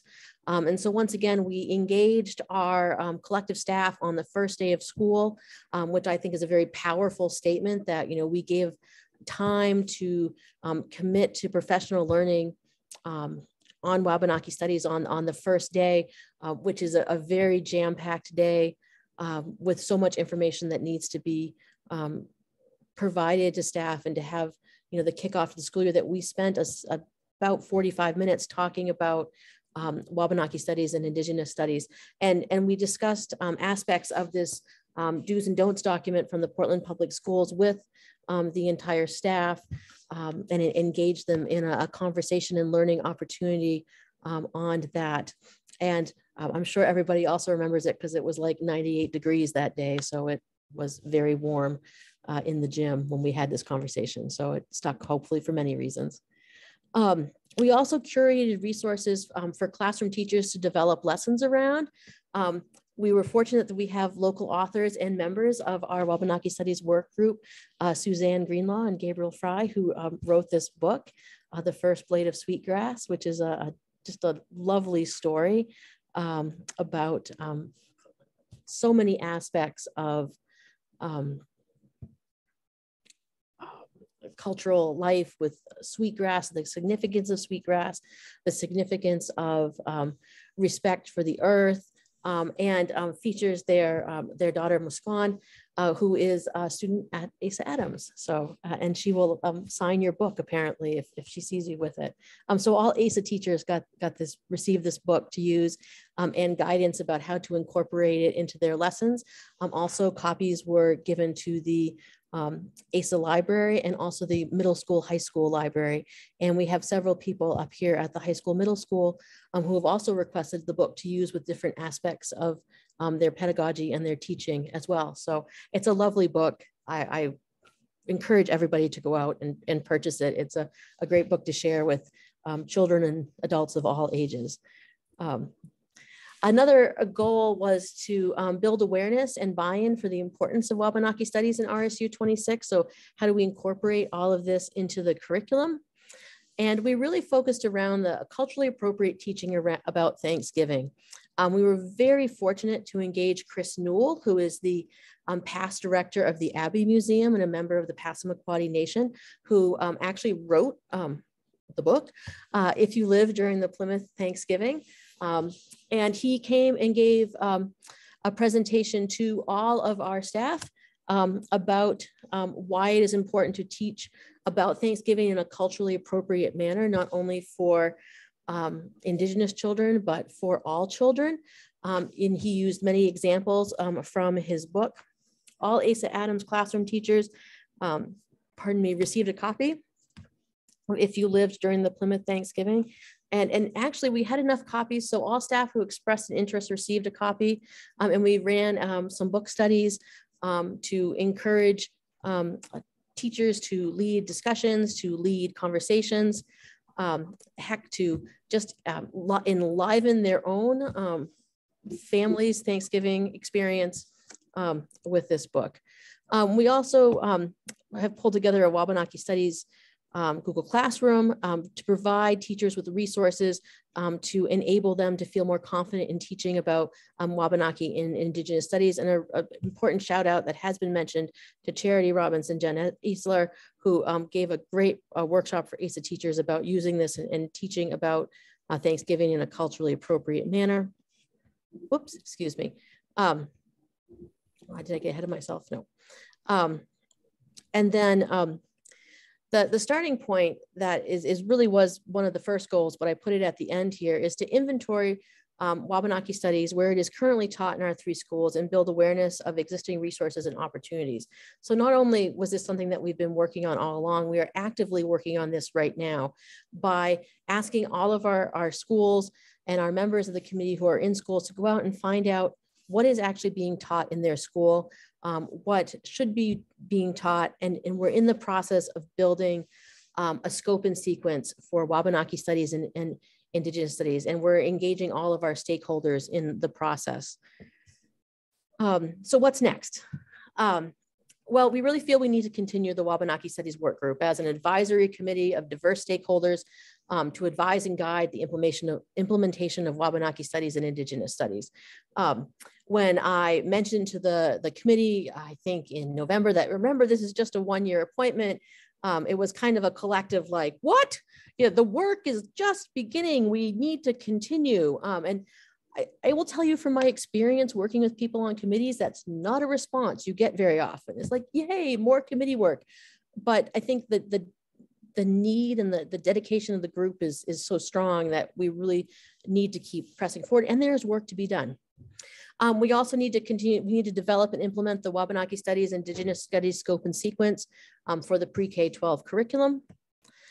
We need to increase and build instructional staff knowledge in the area of Wabanaki studies and Indigenous studies. We need to increase our library and instructional material collections with culturally appropriate materials in this area by Wabanaki and Indigenous authors, historians, scientists, artists. We need to make sure that we have them represented in our teaching materials, in our libraries. We do, but we need to increase that. And so that is sort of a very quick overview, more than I intended, but 15 minutes instead of the 10. But any questions that I can answer or offer, entertain? Shauna, can I just add a comment that, because I know this has come up in the past, some people are thinking, well, why are you doing this whole generic equity analysis, and why is there a Wabanaki group? And she said part of it is that original law. But if I'm remembering some data I briefly saw when I saw the report, our district has more people who identify as Native American than any other marginalized group except for non-binary gender status. And so, I'm sitting here in the library. We haven't done this as one of the things about curriculum review and resource review. But I'd be willing to bet you we have more books in here about African-American experience, which is great. I'm not in any way suggesting we reduce that number, but I bet you we have more books in here about African-American experience than we do Native American experience. And yet we have a larger fraction of our population that identifies as Native American than any other marginalized group. So I think a lot of people really don't quite think through where our particular situation and geography and proximity places us as a district on this particular issue. So as you mentioned, I'm a member of the committee. I think it's really important that we put some particular emphasis on that topic. Mm-hmm. And we are actually working on that as well. We're undergoing a library review now. Like I said, there's much more I could share, but I want to keep it a tight presentation. We're undergoing a review of library materials and what materials we should add, what materials we can add, and we're looking for ways to add them. Jim Boutil, a member of our group, always speaks of the challenges of finding authors. I'm not sure we can claim much credit for him, but Morgan Talty, who I can't remember what year he graduated from Orono High School, is actually publishing a book this summer, and he is a member of Wabanaki, member of the Wabanaki Nations. And so I think we're going to be capturing his book to put on our resource list as well. Pretty proud of Morgan. Had him as a little sprout. But yes, to incorporate more of those resources. And maybe just another comment, Meredith Diamond could probably comment to this too. I know you hadn't come aboard, Shauna, but the experience is talking to some of our students. We had students who identified as Native American and other marginalized minorities and not marginalized. We had, as you said, we were not, looking for anybody to represent a particular perspective, but it just really hammered home for me that what we have done in this district, and it's not unique, what we've done in the state, is we said, okay, we teach Maine studies in 4th grade. We're going to make one unit of Maine studies be Wabanaki studies, and we're done. And, that's fine enough, but there are a lot of issues maybe 4th graders aren't prepared to start to deal with yet. The kids that are older are prepared to start to deal with. And these kids, to a person, all really talked about coming to their own realization through social media and other sources outside of the schools. I don't know how to say this, but the full story of what has happened to Native Americans and how marginalized they are still. It really felt a little betrayed that they'd had this little unit on Native American studies in 4th grade and hadn't gotten the whole message. And maybe that's not an appropriate message for 4th grade, but it's certainly something that needs to be taught in this district, and it was not being. They're really, I think the thing I home in on is just this kind of sense of betrayal that they'd had to learn it somewhere else. I don't know, you were there too, Meredith. Anything you would add to that? Well, that, yes, right. And the way in which that betrayal can be compromising of that relationship, not just between a teacher and a student, but between an institution and and the people it serves. But alongside that, and I think we touched on this a little bit in our conversation with students, the idea that the inclusion when teaching and learning about Wabanaki studies is included, it is tremendously powerful for the students for whom it represents. And we heard from one particular student's experience of literally vivid memories of moments in classes when the Penobscot Nation was discussed. And the idea that for that student, in the absence of more memories, those stood out as moments of validation. And I think that I've had subsequent conversations with other students, and I've heard from other faculty members about their conversations with students that there is I think a real desire by our Wabanaki students in particular to be represented, to be known and understood, to have their culture and history a part of the work that we do here, and an eagerness to participate in that. And I think that when we are able to identify the conduits and the avenues through which we can make this work happen, that it is going to have a profound impact, not only on our Wabanaki students, but on our non-Indigenous students for the way in which it is going to become a key part of our community.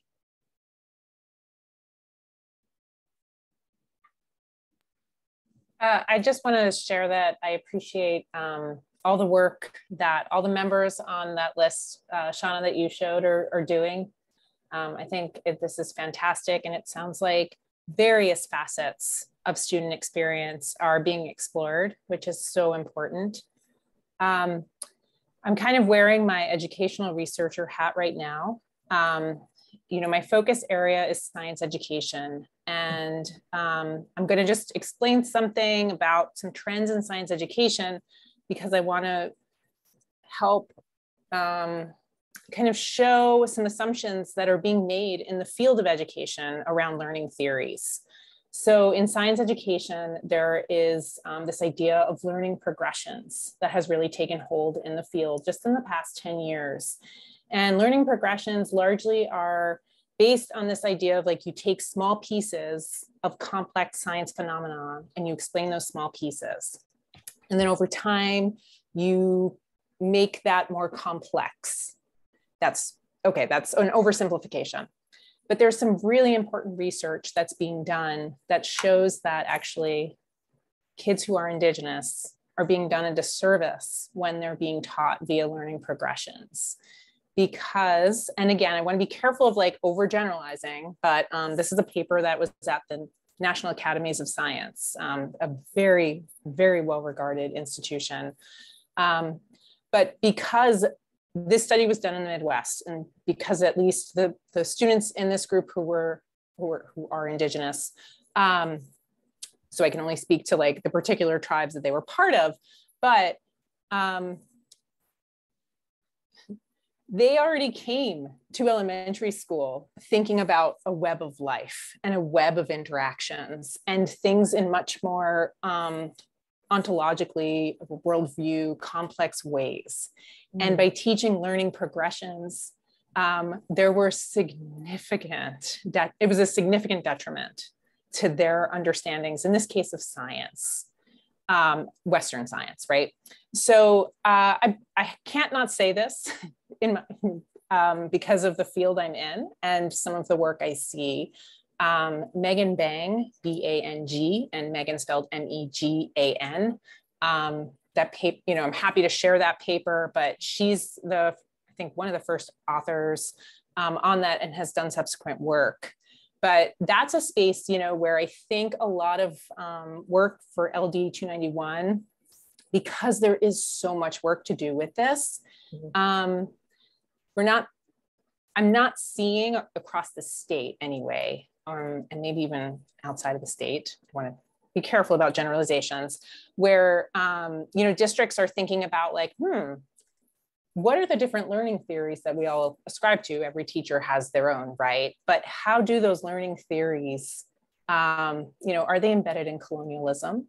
And what types of ontologies and worldviews are they embedded in, which can inadvertently further marginalize students of particular groups. So it's complicated, it's very rich, and it's not something I'm saying like, this needs to be addressed, you know, right away, but certainly I think I can't not share it as I sit here and listen to like this really great work that you all are doing.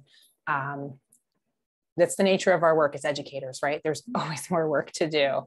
So, but I share that kind of in the spirit, right, of continuing to learn myself and, you know, from you all, but certainly from other spaces too, about how to continually examine my assumptions, right, as a white woman teaching students who are Indigenous, Wabanaki and otherwise. So thank you. So that aligns well, Beth. Thank you for sharing that. I would love to read that article if you could forward it along to me. And but we had the fortune of having Suzanne Greenlaw as part of our work group. You know, and you know, she is a scientist who was very clear about the way in which science instruction in schools is Western and how it does the things that you have described, and really, you know, part of our our hope in the long view, right? When we look at this as a 5-year project or a 10-year project, is to have truly interdisciplinary integration of Wabanaki studies that helps students develop their meta view of the way in which, you know, it's not just books and movies that are Western. You know, we're talking about habits of mind, and the way that we think and the way that we research and the way that we learn is reflective of a worldview that is not everyone's view. And what can we learn from Indigenous practices, Indigenous science that, you know, could contribute to, you know, goals that we have in other areas, like, you know, conducting more real world science and less classroom science. So I know that is, you know, yes, it's absolutely a part of the discussion. We are really lucky to have the local resources that we have and a willingness to be part of this conversation with us. And I look forward to reading what you've shared. Yeah. And this touches on what you both just said, but you know, one of the emphasis that we had was that, you know, the response to LD 291, it was to stick everything in 4th grade, but it was also just stick it all in social studies and history, right? And it very clearly, you know, if we embrace the full scope, it easily expands into English, performing and visual arts, right? World languages, but yes, it expands even into science and math. So I think there's an intentionality. We're a long ways from getting there to make sure that, you know, this grows out of 4th grade to K to 12, and this grows out of social studies to touch across all the disciplines of the schools. I would just like to, you know, just acknowledge, I mean, in light of the conversation we were having before we started this presentation, I mean, I think this work is an example of something that's really been happening in a, you know, it's been growing out gradually from this work group, as, you know, Shauna shared, you know, having some goals that were, you know, targeted to try to reach before, you know, by this November, and to really work to accomplish that over the course of the year. So, you know, there are actionable, you know, goal setting happening in this group with some really specific targets that were set and were accomplished. But, you know, I'm not sure this is work that you ever say, okay, we're done. And so, you know, and the group recognizes that. So it's, I think this is, you know, a nice model for us to see, you know, that a problem was identified that we needed to address, and this group has been working really, you know, steadily and methodically over a year to kind of reach some initial goals. So I just wanted to acknowledge the work and thank the group for really hanging in there through a time when it's hard to start initiatives, right? And to carry them through in this way, to kind of be the leading, maybe, model for some of our initial efforts in our DEI work. So thank you to all members of the committee here, but also those who could not be this time. And thank you. And if anybody has questions as we go along through the year or whatnot, please don't hesitate to reach out to me. I'm more than happy to engage in this conversation. It is a passionate area of mine in my own practice in pedagogy and professional learning. So thank you very much. Anything else? Thank you. Next up, our perennial topic. Yes. I won't say our favorite topic, but our frequent topic. Yes, our standing agenda item for sure. So I have a few items to discuss and share, and then maybe we'll talk about the leave days. Yeah. To begin with, I shared with you an update on the pool testing numbers and vaccination rates. And you can see that since I've last reported, I hadn't updated pool testing numbers in quite a while. So, you know, we have seen a nice jump in the pool testing numbers since I last reported to you. We're up around, you know, 79% for our students. I don't have a percentage there for staff, but it's quite high. The vaccination numbers, you can see they continue to, you know, I would say mostly hold steady, but climb, especially, you know, we're seeing a steady increase at the that age 5 through 11 group that was still had just became vaccine eligible back early November. You know, our effort right now is around boosters and collecting data. You probably saw, I copied the board on an email I sent to staff, and I've subsequently we've gotten out booster surveys to staff and then to the families and students of that 18 or 16 plus age group to try to collect that information in light of kind of some the newly enacted SOP that booster data is important to determine someone's vaccination status. So we've got a really good response on the staff data. The student data is just, you know, starting to trickle in. And so we'll have to cross-reference that with this information to really add that extra layer of the booster information. You know, that this information, I'm getting a glimpse into maybe the future of maybe what's coming next from the state.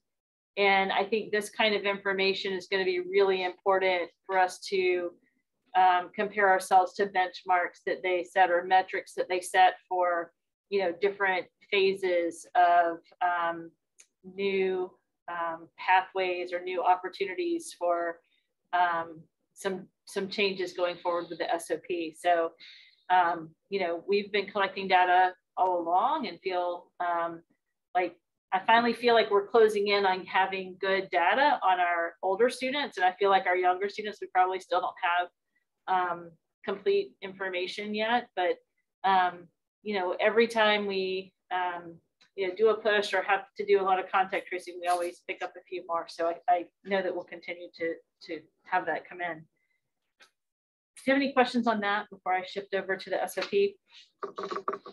One more thing about boosters. We advertised to our older families of older students a booster clinic that Karen Martin has lined up with PCHC to come here on Thursday. We targeted the 16 plus age group. I'm told that PCHC stands ready to add the 12 to 15-year-olds to that group, because I think it's all but done that tomorrow it's going to be official. So as soon as I just need a little more clarification before we send that out to the 12 to 15-year-old families, and to make sure PCHC is going to have enough people here to be able to, you know, more demand on Thursday. If not, we'll get another one scheduled for more students. So again, you know, appreciate PCHC and Karen for making those booster clinics happen. So the state,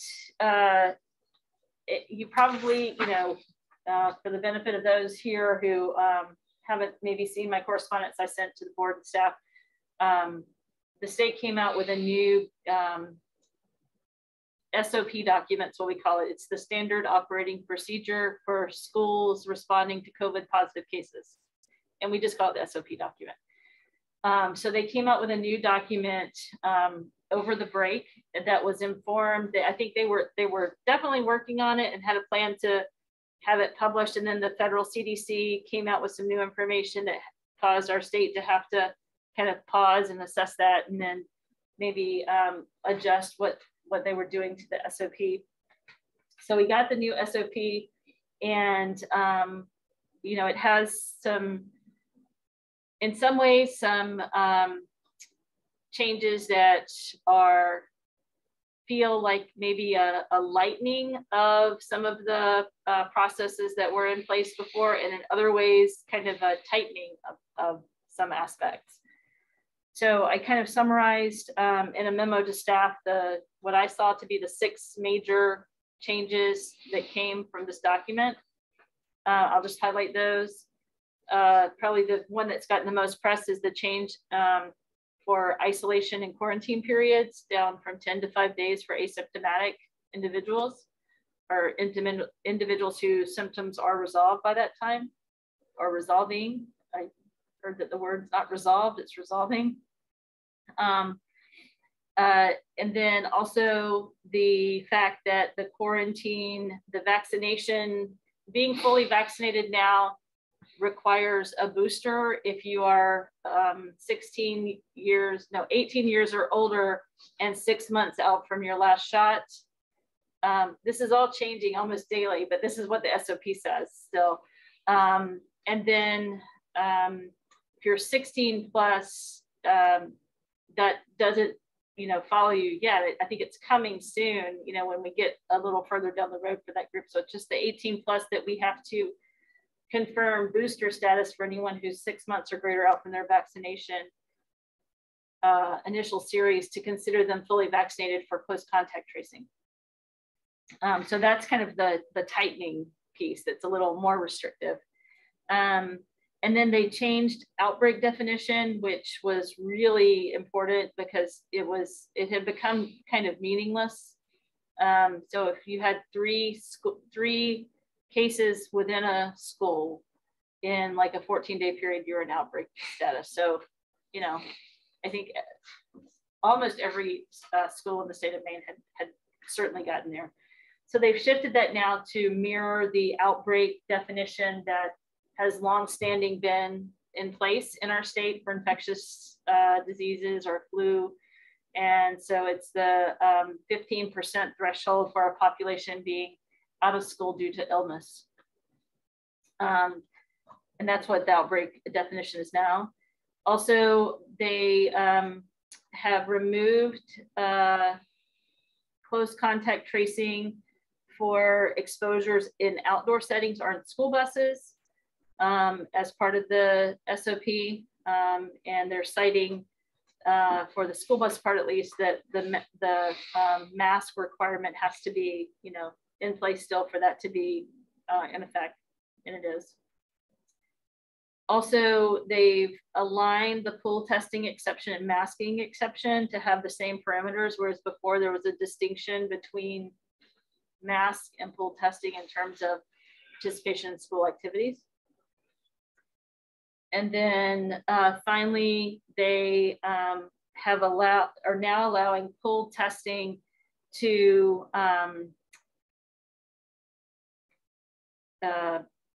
pool testing will now be able to help someone who was exposed outside of school have a quarantine exception using pool testing. Before it was just for school-based exposures. So those are the highlights of the changes. There are other kind of small changes, but those are, I think, the most impactful ones that came in this last SOP. And what we've done all along is we've chosen to hold to our state guidance. And so that's what we are doing at this point. I am redoing all the letters that go out. They have to say different things now. And so that's the guidance that I'm following. And, I felt like the board needed to, have a chance to have some discussion, ask questions, weigh in, give guidance if you feel like there are things that we need to consider. But, as I said in the email that I copied the board on, I feel like all along that's been a really centering piece for us. It's been really helpful for us to have a pathway forward that our community felt like there was enough agreement around and kind of confidence in that it's a predictable pathway. We're not just choosing the guidance that suits what we want to do today, and next week it might be different guidance. That we've really always stuck with the CDC guidance, and actually we're required to follow their guidance as a minimum standard. And so we can't go beneath the level that they require. And so we're following that guidance. And, I think it's something I wanted to get through tonight. And then I wanted to share this with the school community more widespread tomorrow, send it out to families so they're just aware. But I wanted to have this meeting and make sure that, the board was still, feeling like that was the right direction for us to go. I'll just pause there. I mean, I'm on board tracking, in particular, state CDC has done a better job than, in my opinion, the national CDC. Tracking the state CDC has served the schools well. I think Omicron's a bit of a hurricane that we have no idea how it's going to turn out, but that is what it is. So in the meantime, I think just tracking state CDC has served this district very well for almost 2 years now, and that's what we should keep doing. Yeah, stop there. My question is, with Omicron being such an unknown right now, is there a reason why we wouldn't wait 2 weeks to implement the changes and just continue to follow the previous guidelines in our district for 2 weeks and see what happens? Because if we just had our first pooled testing today, correct? And if over the next 2 weeks, we don't see any bump in cases here, it seems very reasonable to me to follow the new guidelines. I'd hate to get into a situation where the state is changing their guidelines back in a couple weeks because of all the cases, and we were part of that, huge influx of numbers because we went to these shorter periods. So I think that's my hesitancy right now. I'm not saying we shouldn't do this. I'm feeling like it's too soon to do that, given all the unknowns and given especially the lack of clarity around data reporting that happened both nationally and on the state level with the holidays, and also the lack of accounting for positive at-home tests in any of the state figures. None of the state numbers include any of the at-home tests. And I've had, patients calling in, not coming to their appointments because they're getting an at-home test. Well, none of those are showing up in state numbers. So I think that it seems to me it's too soon to jump to the less restrictive standards until we know what's happening in the next couple of weeks at our schools with pool testing. I guess I read it the same, but the opposite, in the sense that I'll just stipulate the numbers are coming up the next couple of weeks. Between the fact we're coming out of the holidays, had a trend line going up into the holidays, and Omicron's clearly much more contagious.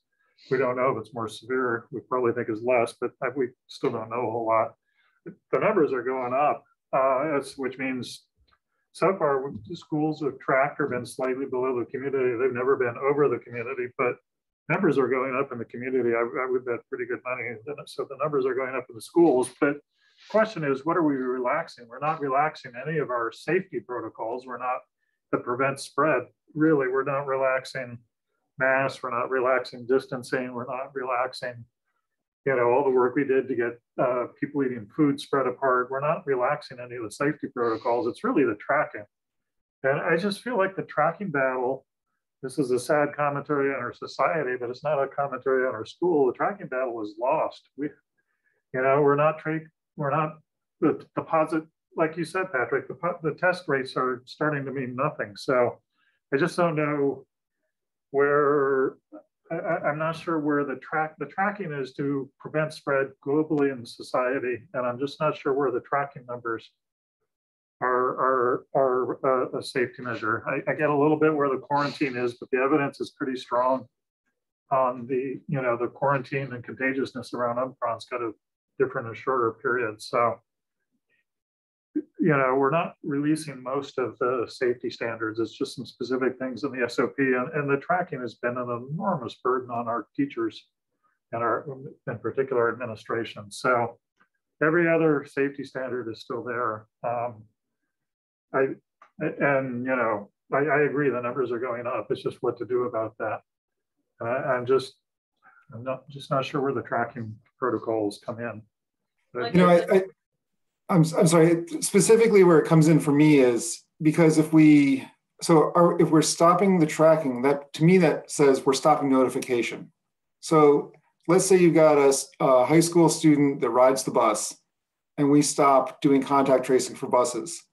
Well, now a parent isn't going to be notified that their child was on a bus next to someone with COVID, right? Like that, to me, that's a big problem.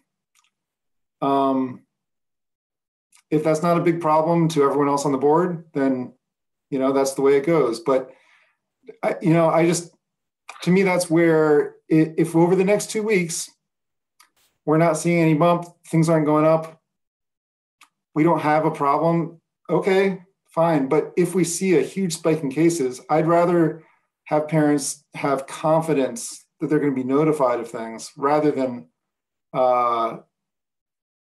approach it as, I don't have confidence that the schools are going to be telling me what's going on, and therefore they're going to lose trust in the schools. I mean, I don't think that's where we are right now necessarily, but I would hate to end up in that place because we decide to kind of relax what we're doing at the very point when things are at their worst, right? It just doesn't seem like the right time. It seems like, yes, this is a huge burden. We've been doing this for a long time and it's draining. And can't we just hold on for another 2 weeks or another month before we make a decision? So to be clear, these changes really don't address contact tracing except on buses and outside. That's the only place where there's not close contact definitions any longer. But kind of in a stepping back from that particular piece of the 6 things I mentioned, you know, I think to your question, Patrick, for me, it goes back to, I'm trusting the CDC to know that if this wasn't safe for school to recommend to schools, they wouldn't be recommending it. And so I guess, you know, they had full knowledge of what was happening with Omicron as this came out. So especially given their track record with us, which has been pretty good as far as us relying on their guidance and it steering us pretty well. Right. I guess that's right. That's where I've disagreed all along, because I really don't think that the state has been doing enough from the beginning. So, and I'll stop at this point because that's something that I've brought up time and time again, that I really don't feel like the guidance we've been following has been adequate. And I'll leave it at that. I know I'm in the minority here.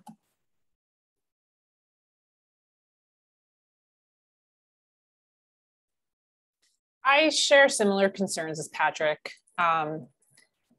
I think what's happening is it's becoming increasingly difficult to feel like we have a true sense of what's happening in a given community, like in ours. And I also completely recognize how difficult, time-consuming, and the emotional labor of contact tracing. I mean, you know, from a distance as much as I can. So I suppose, you know, I think, and you know, many of you on the board know this, right? Like the reason why I'm Zooming is because I have issues that put me at higher risk for severe complications to COVID. And if my kiddo is a close contact, I totally want to know because I need to make a decision. I'm not the only one in the community who has this as well. So that's the perspective I've shared, and that's the perspective I continue to come to the board with. And I think, you know, if we weren't at like this ridiculously high number, right, 1 million cases in the country today, and we could say, yes, that's not Maine, but hey, we were all traveling. Many of us, right? Many people were traveling, whether family came to them or they went to family in the last week and a half. So that 1 million does matter to me here in Orono. I agree with Patrick. If we could just give it a couple of weeks, you know, I have lots of teacher friends in other states, you know, they were testing yesterday morning. We don't have that option at all because of the current SOP. But people, you know, schools were testing staff and kids before they could even come back to school after the holidays. And we didn't have that luxury, unfortunately. So we're kind of behind, and we're gonna get results hopefully tomorrow, if not Thursday, maybe even Friday. And when I look at these vaccination numbers, yes, some grades, like, yeah, that's awesome. You know, I have a 6th grader and wow, that's a marked, like, I just don't feel like you know, and yes, we can't obviously make anybody vaccinate their child, but we're so not out of the woods, and Omicron has tons of question marks with it right now. And they will also add that what we do shapes what happens at our hospitals and the availability of care. And if we can wait a couple of weeks and make sure that we are all set but we have a limited number of cases, I would feel better saying, yeah, okay, I don't feel great that parents of elementary students especially, right, aren't going to be notified that their kiddo sat next to someone who's positive on the bus to and from school. But sorry, were you done, Beth? Just about. Well, I just wanted to clarify, because I think I misspoke. The only change to contact tracing is about buses and outdoors, and that's based on scientific evidence about transmission rates. The primary changes are to who has to quarantine, not contact trace, but quarantine, and who has to, how long the quarantines are. And again, just to go back to Meredith's point, this is, this is from the state CDC of Maine, which I still trust to be science-based. And, I can, probably most of us can point to science behind most of those decisions about shorter quarantine periods and people who are testing not having to quarantine and all of those kinds of things. So, I mean, I won't re-argue my point, but I just wanted to clarify, because I think I threw the confusion in there. The only contact tracing changes are about buses and outdoors, and most of the rest is about length of quarantine and who has to quarantine. Did I get that correct, Meredith? That's correct.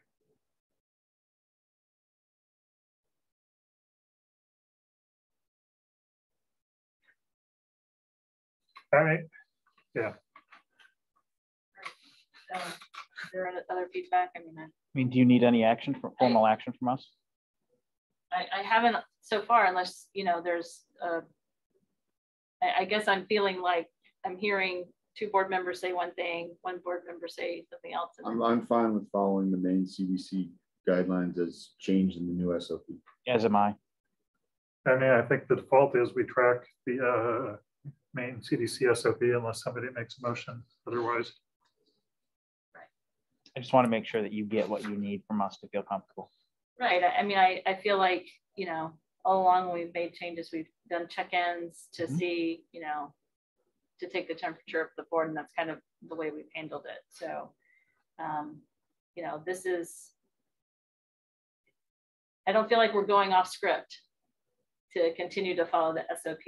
I think it's what, we've been doing for as long as we've had the SOP, which is August of 2020 is when we first got or July or August of 2020.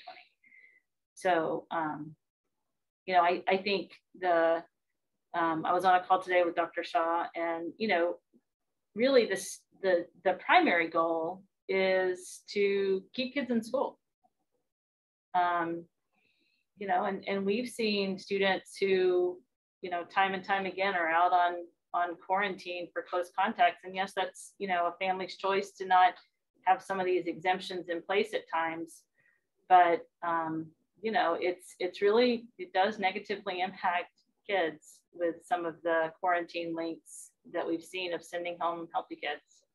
And that's what I think the shortening of the quarantine side is about. And also the lack of transmission that's been discovered from the school close contacts. And then also, what they're learning about infectious periods. So, it's not about, this change is not about schools being overworked with contact tracing. This change, which they are, it's crazy. People are going to quit. I can just tell you that's happening around us. People are at their wits' end. I mean, we've had a lot, but when I talk to some of our colleagues around us, it's crazy what people are having to do. But this is about keeping kids in school. I'd like to say something, which is that, I agree 100% that this is about keeping kids in school, this SOP. And I think one thing Brian said, Brian, you said that this is really about following the science, but I think the distinction I'd like to make is that this is about balancing policy decisions based upon the science of health and the desire to keep kids in school, and that those aren't always going to be aligned. And I think where I'm falling on my risk tolerance with COVID is that I am willing to do less to keep kids in school if it means that we are going to create a safer environment in the school setting. Right. So if you have a spectrum of saying, okay, which is more important, to get 100% of the kids in school all the time, or to never have a COVID case ever, it just seems like the state is going much more towards keep kids in school than I'm comfortable with. And, that's a difference in risk tolerance and priorities. I think I'm just not comfortable with making this change at this point. I was just checking, hospitalizations for Maine, ICU beds for COVID.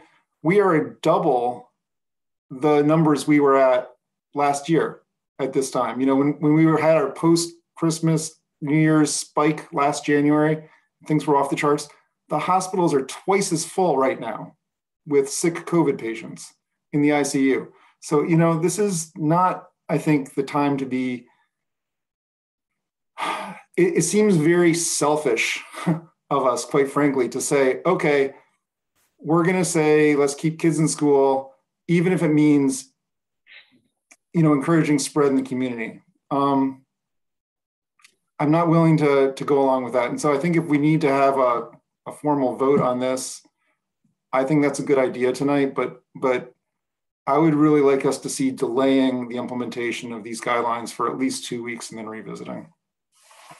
I completely agree with you, Patrick, and I think that's a really constructive framing. It is a cost-benefit trade-off, right? If there was no cost, we would be moving towards absolutely minimizing the risks of spread, right? But there is a cost-benefit trade-off, and if I'm 80 years old, the cost risk analysis is probably pretty different. But and I understand kids are connected across communities and a lot of things. It's a really complicated discussion, but you just had the science of the health risk, but I don't know what word Beth used to describe herself, whether it's science or not, but there is data-driven evidence of the costs of kids too. And I'm aware on some level I'm starting to sound like Leo, but the evidence is just getting stronger and stronger about the cost of kids too. We hear about the number of kids that need social workers this year compared to 2-3 years ago, pre-COVID. We see test scores. This district's done a great job. Test scores is honestly the least of my concerns, and it's also, as a board, we have to think about all kids, not just the impacts that I would perceive for my kid who goes home, who's going to go home to a house that has parents with flex work that works from home a lot, who can provide instruction at home, these kinds of things. But we're also sending kids home that don't have parents at home, that are not able to receive instruction at home, who have unstable home situations, who have mental health issues that parents are not at all equipped to deal with.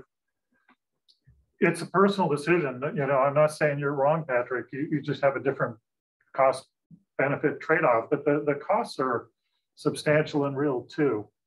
And it's a personal trade-off. There's not a right or wrong answer. It's a really tough decision. This is why our society is having such a hard time coping with this. There's not a right or wrong answer. But I do want to give a little airtime to the costs of the going home side of things as well.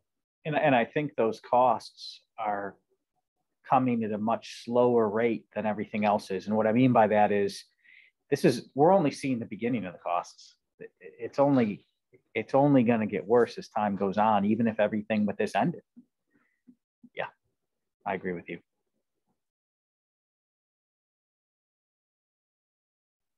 I don't know, Patrick. Go ahead,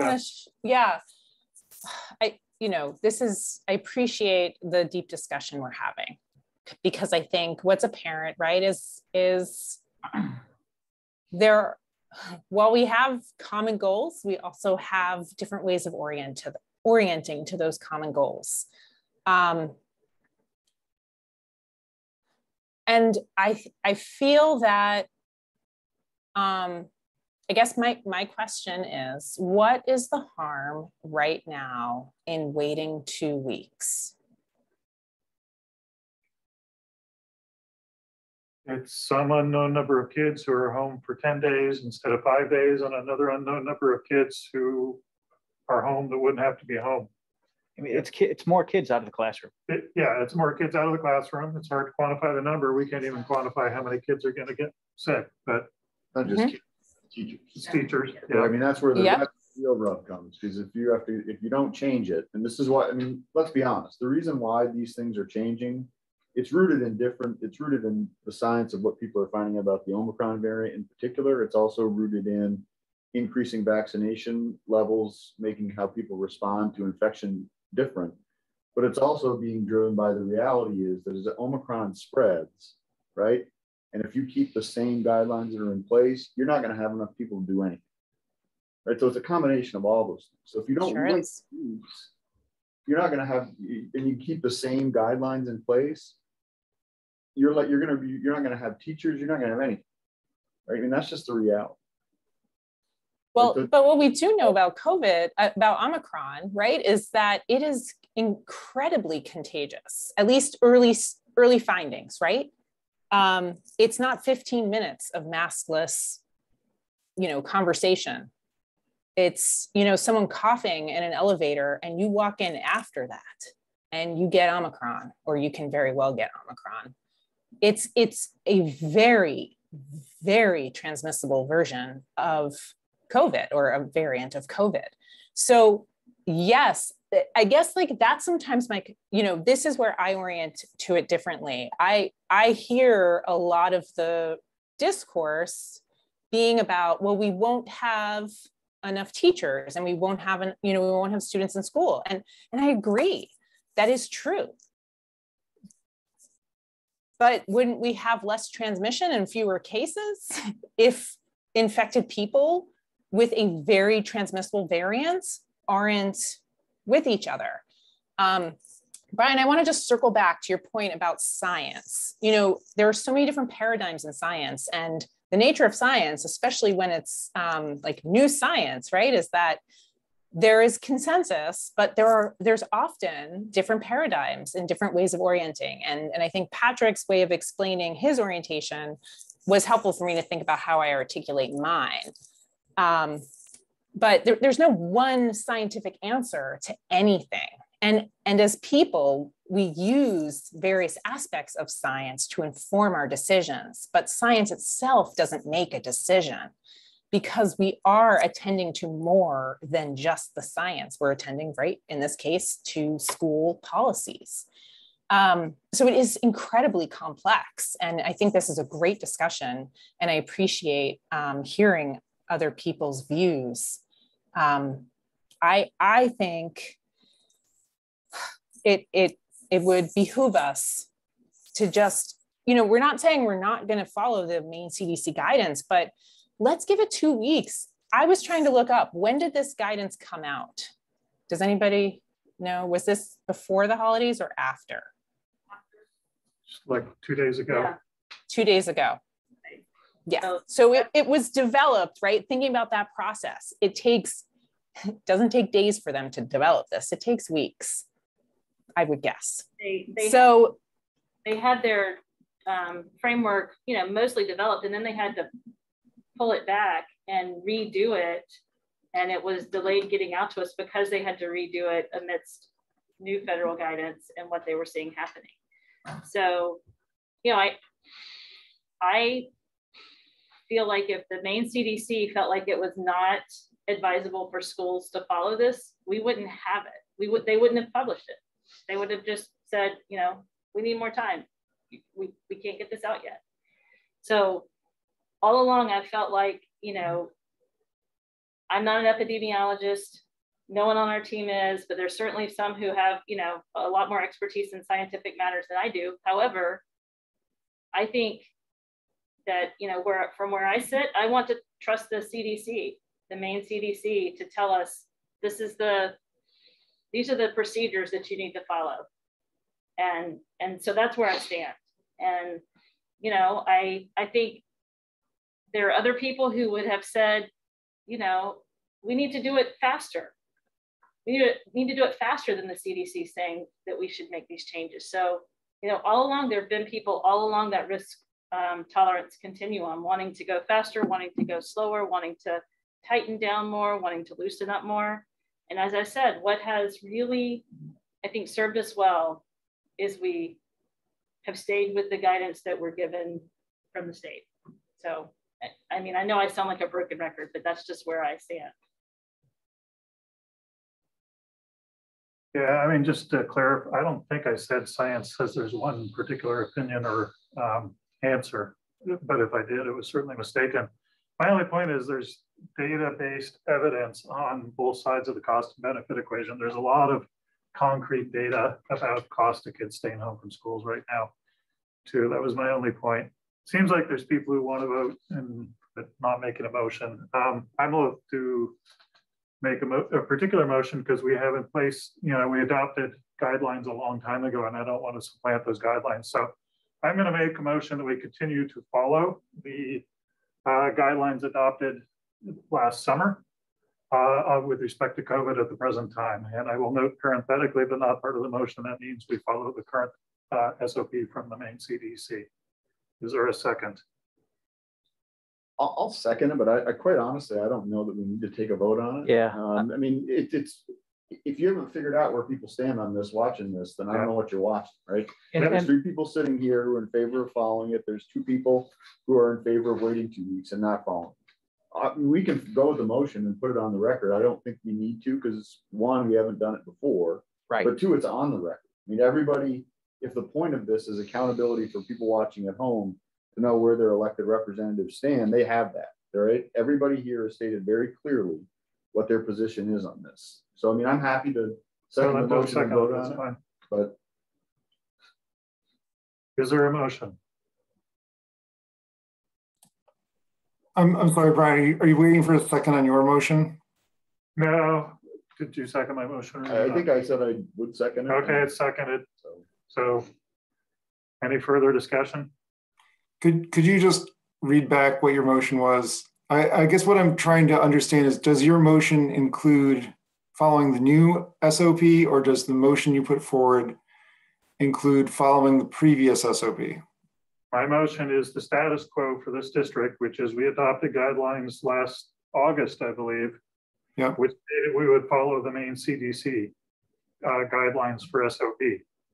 So it implicitly is stating that it's intending to change nothing, because I think we adopted guidelines in August and I think we're still following them. But, you know, my motion is to continue to follow the guidelines adopted in August. So for clarification, a yes vote means we continue the status quo we've been on since August. Which means we adopt the correct. It's the status quo in terms of the district policy, but that means we follow the new CDC guidelines. Okay. Yes. It was motioned and seconded. Any further discussion? Okay, we'll go ahead and vote. Beth? No, for the reasons I stated. Thank you. Patrick? No. Okay. Aye. Mark? Aye. I also vote aye. Motion carries 3-2.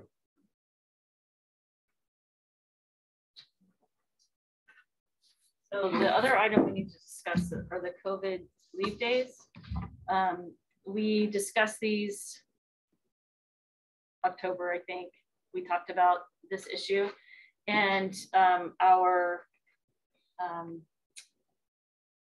decision was to move forward the days through December 31st, and we would revisit that to determine, you know, if we were going to do something beyond that.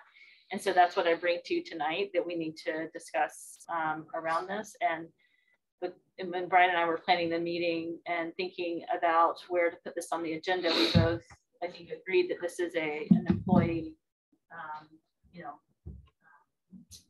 issue that falls under an executive session to discuss this employee benefit compensation issue.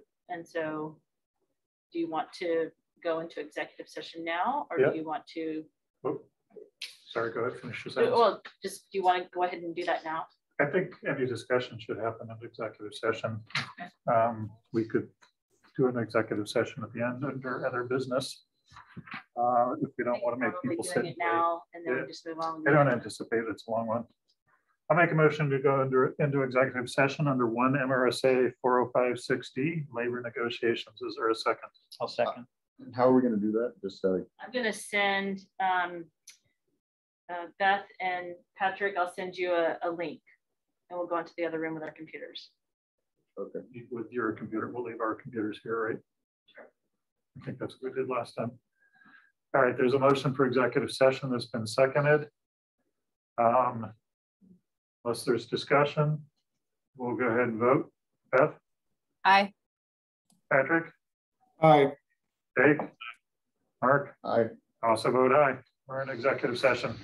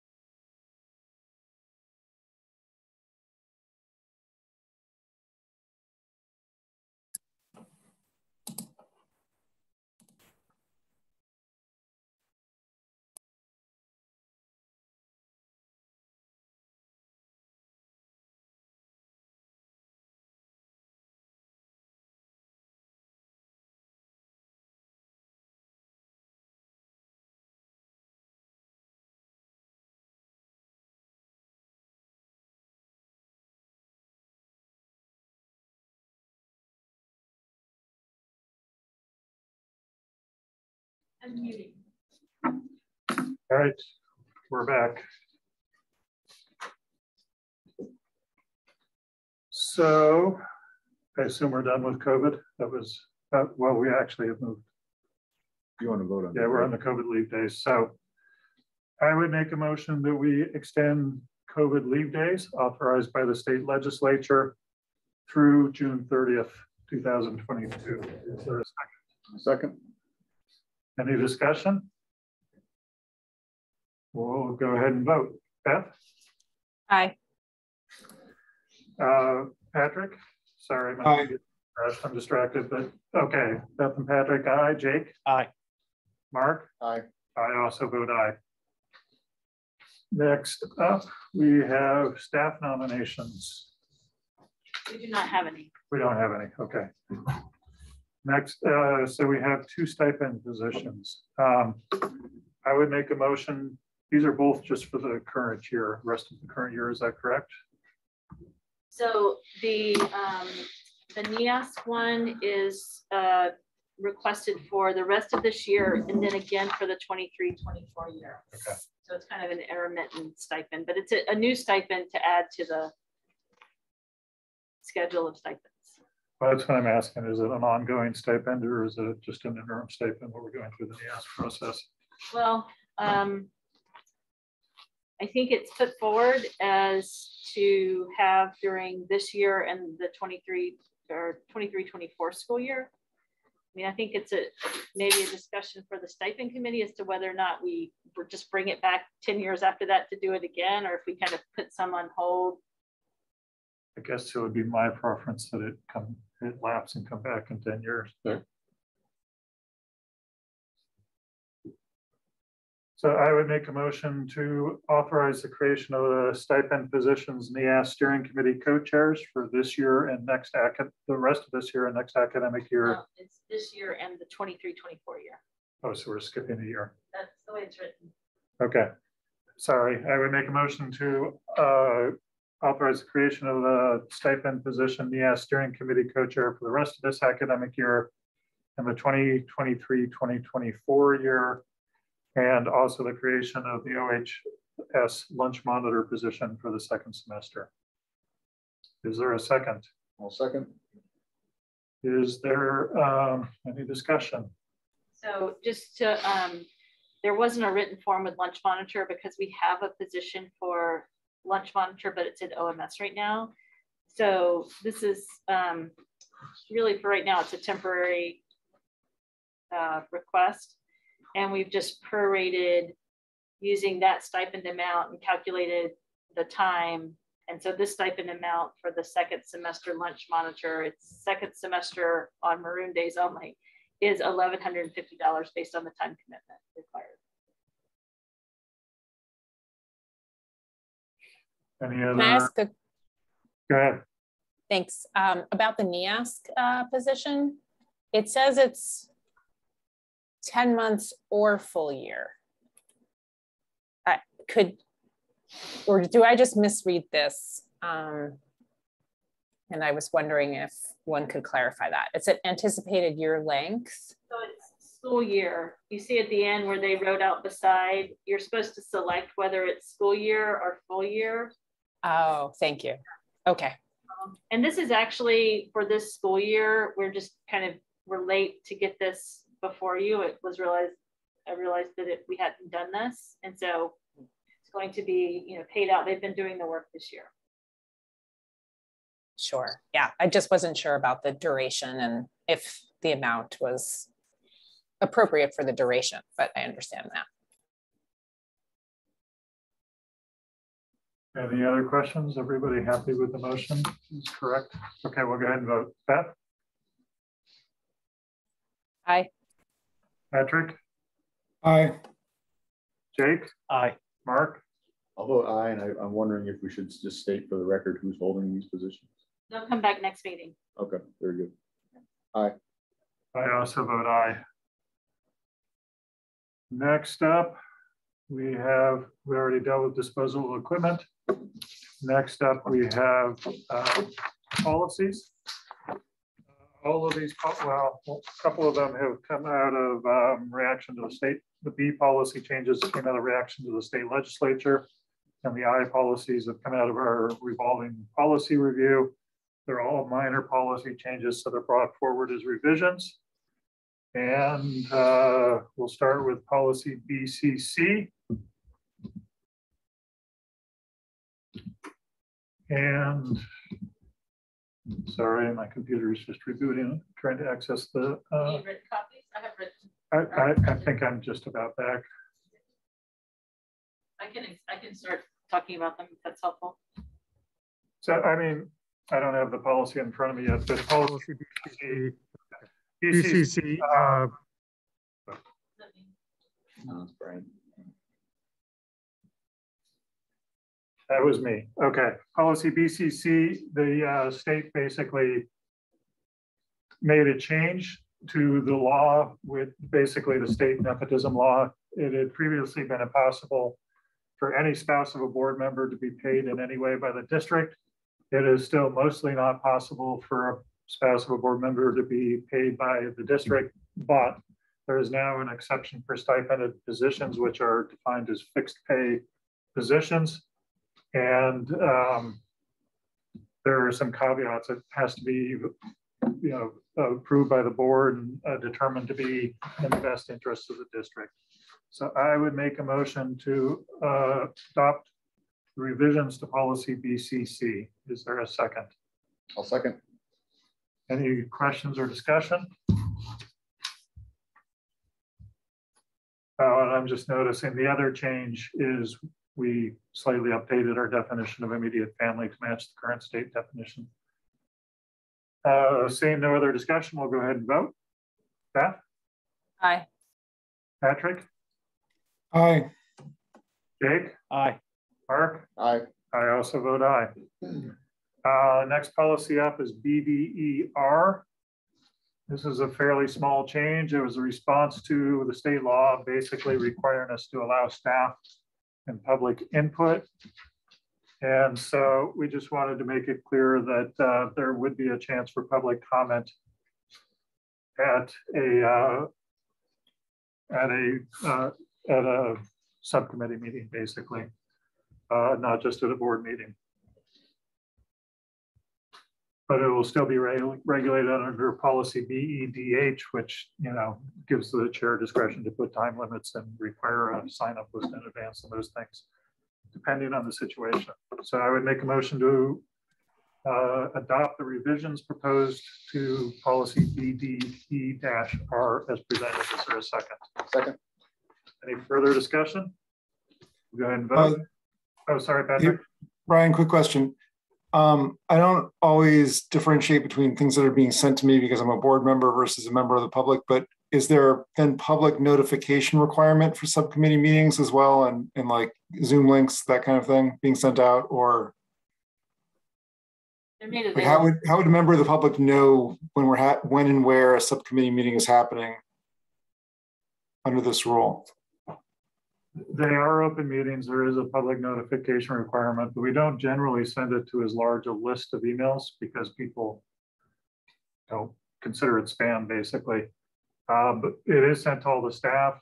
I think anybody who requested to be put on an email list for a policy committee or a curriculum subcommittee meeting could be placed on that list for notification. Okay, great. On the website under committees with the Zoom link. That's a change we made when we were looking at this. That's right. We put a standing Zoom link now, but beside the list of meeting dates for the year. So that's something that came out of this policy work, actually. They do by and large have standard times. And as Meredith said, those standard times, second Thursday at 3:30 for curriculum. And right now it's first Monday at 3:30 for policy. And those standard times and links are also on the web page.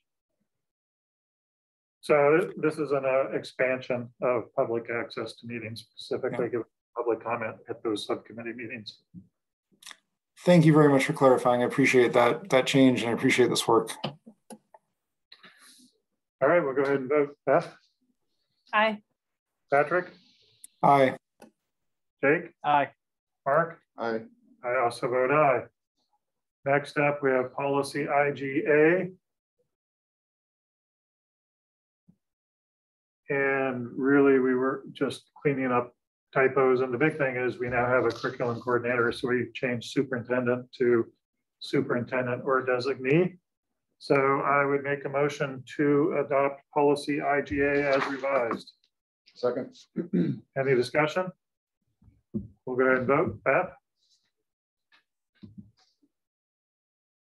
Sorry. Aye. Patrick? Aye. Jake? Aye. Mark? Aye. I also vote aye. Last one we have for today is policy IHBA.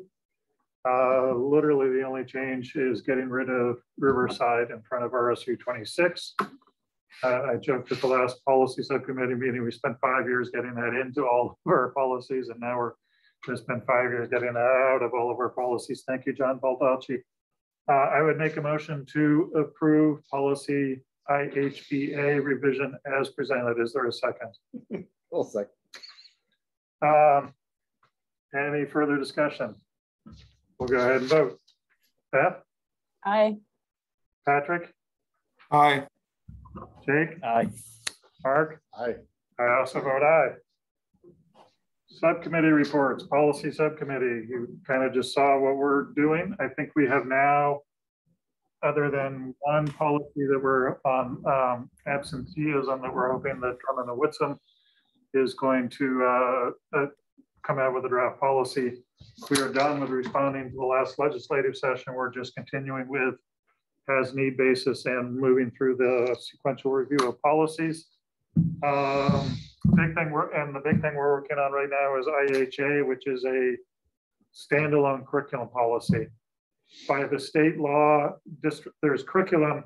Every district has curriculum that includes the main learning standards, a series of separate holdouts that pop up in different places through the laws. Some of it is in the curriculum section of the law, which includes the American history, African American history, Maine studies, Wabanaki studies, and now genocide studies. But there are other places. Meredith remembered that there's a place where we now have child abuse prevention education that's popped up somewhere. So, and then the third category is district specific curriculum, right? Local culture and values curriculum. And so and that part for us existed in a weird place in policy AD of general scope of general goals of the district. So all we're doing is we're trying to pull this all in one place. So anybody who wants to say, what are the things that have to be taught in this district at the level, very high level bullet points from a board perspective. We're not developing curriculum. We're just identifying curriculum areas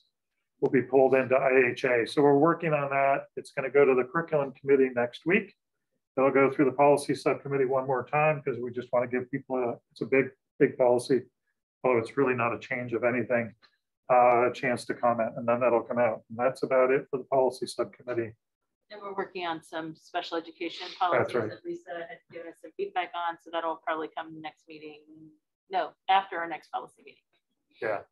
Yep. As part of the eyes, we realized a lot of the special ed policies had not been updated. And so we made sure that they're current with current law, or at least that has done the work of making sure they're current with current law, and the policy committees adopting those.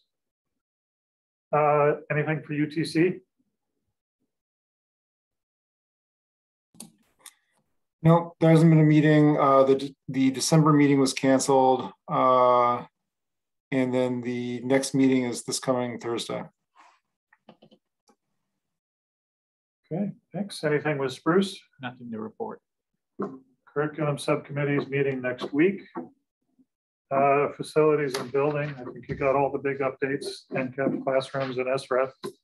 Yeah, the only thing I would add is in the construction meeting this morning, I saw some pictures that just reflect a lot of progress is being made inside the auditorium area, the music rooms, that classroom that they're building where the old kitchen was. It's really exciting, looking quite exciting. So I look forward to, sharing some of those pictures with everyone, because it really is beginning to look like the space we've imagined it to be. So more to come. And just to remind everybody that, along with getting to completion status, meaning following up on some things that are not quite done to satisfaction, we'll wrap up our big general contract. And at that point, we're going to start switching gears to some self-managed projects we'd identified. For example, getting the superintendent and sped director out of a trailer that's 45 years old. So be a big milestone. You know, we're already at several big milestones. Once we finish the auditorium and general completion, it'll be another big milestone. But just to remind people, it's kind of switching gears to more internally, but we have a number of identified projects. Some of them we picked up along the way, like parking lots, but some others we have not picked up, and we'll be switching to some self-managed projects and maybe one more SRF project, knock on wood, if we're funded, down at ASA ventilation. So we're definitely knocking things out. We're, unlike diversity, equity, and inclusion, where we're at the beginning of the beginning, we're, I don't know, at the beginning of the end. Yeah. So it's kind of exciting. Any other business? Any future agenda items? Any public comment? Our next meeting is, well, now we will have a workshop, but it'll be Tuesday, January 16th. And it's actually the 18th. Oh, it is the 18th. Yep, Tuesday, January 18th. It's incorrect on the agenda, but it's Tuesday, January 18th, 4:30 to 5:50 p.m. will be a workshop on the DEI report, and 6 o'clock will be the regular board meeting. Are there any requests for information or follow-up? I motion to adjourn. Is there a second? I will second. Any discussion? We'll vote. Beth? Aye. Patrick? Hi. Jake? Aye. Mark? Aye. I also vote aye. We're adjourned. Thank you, everybody.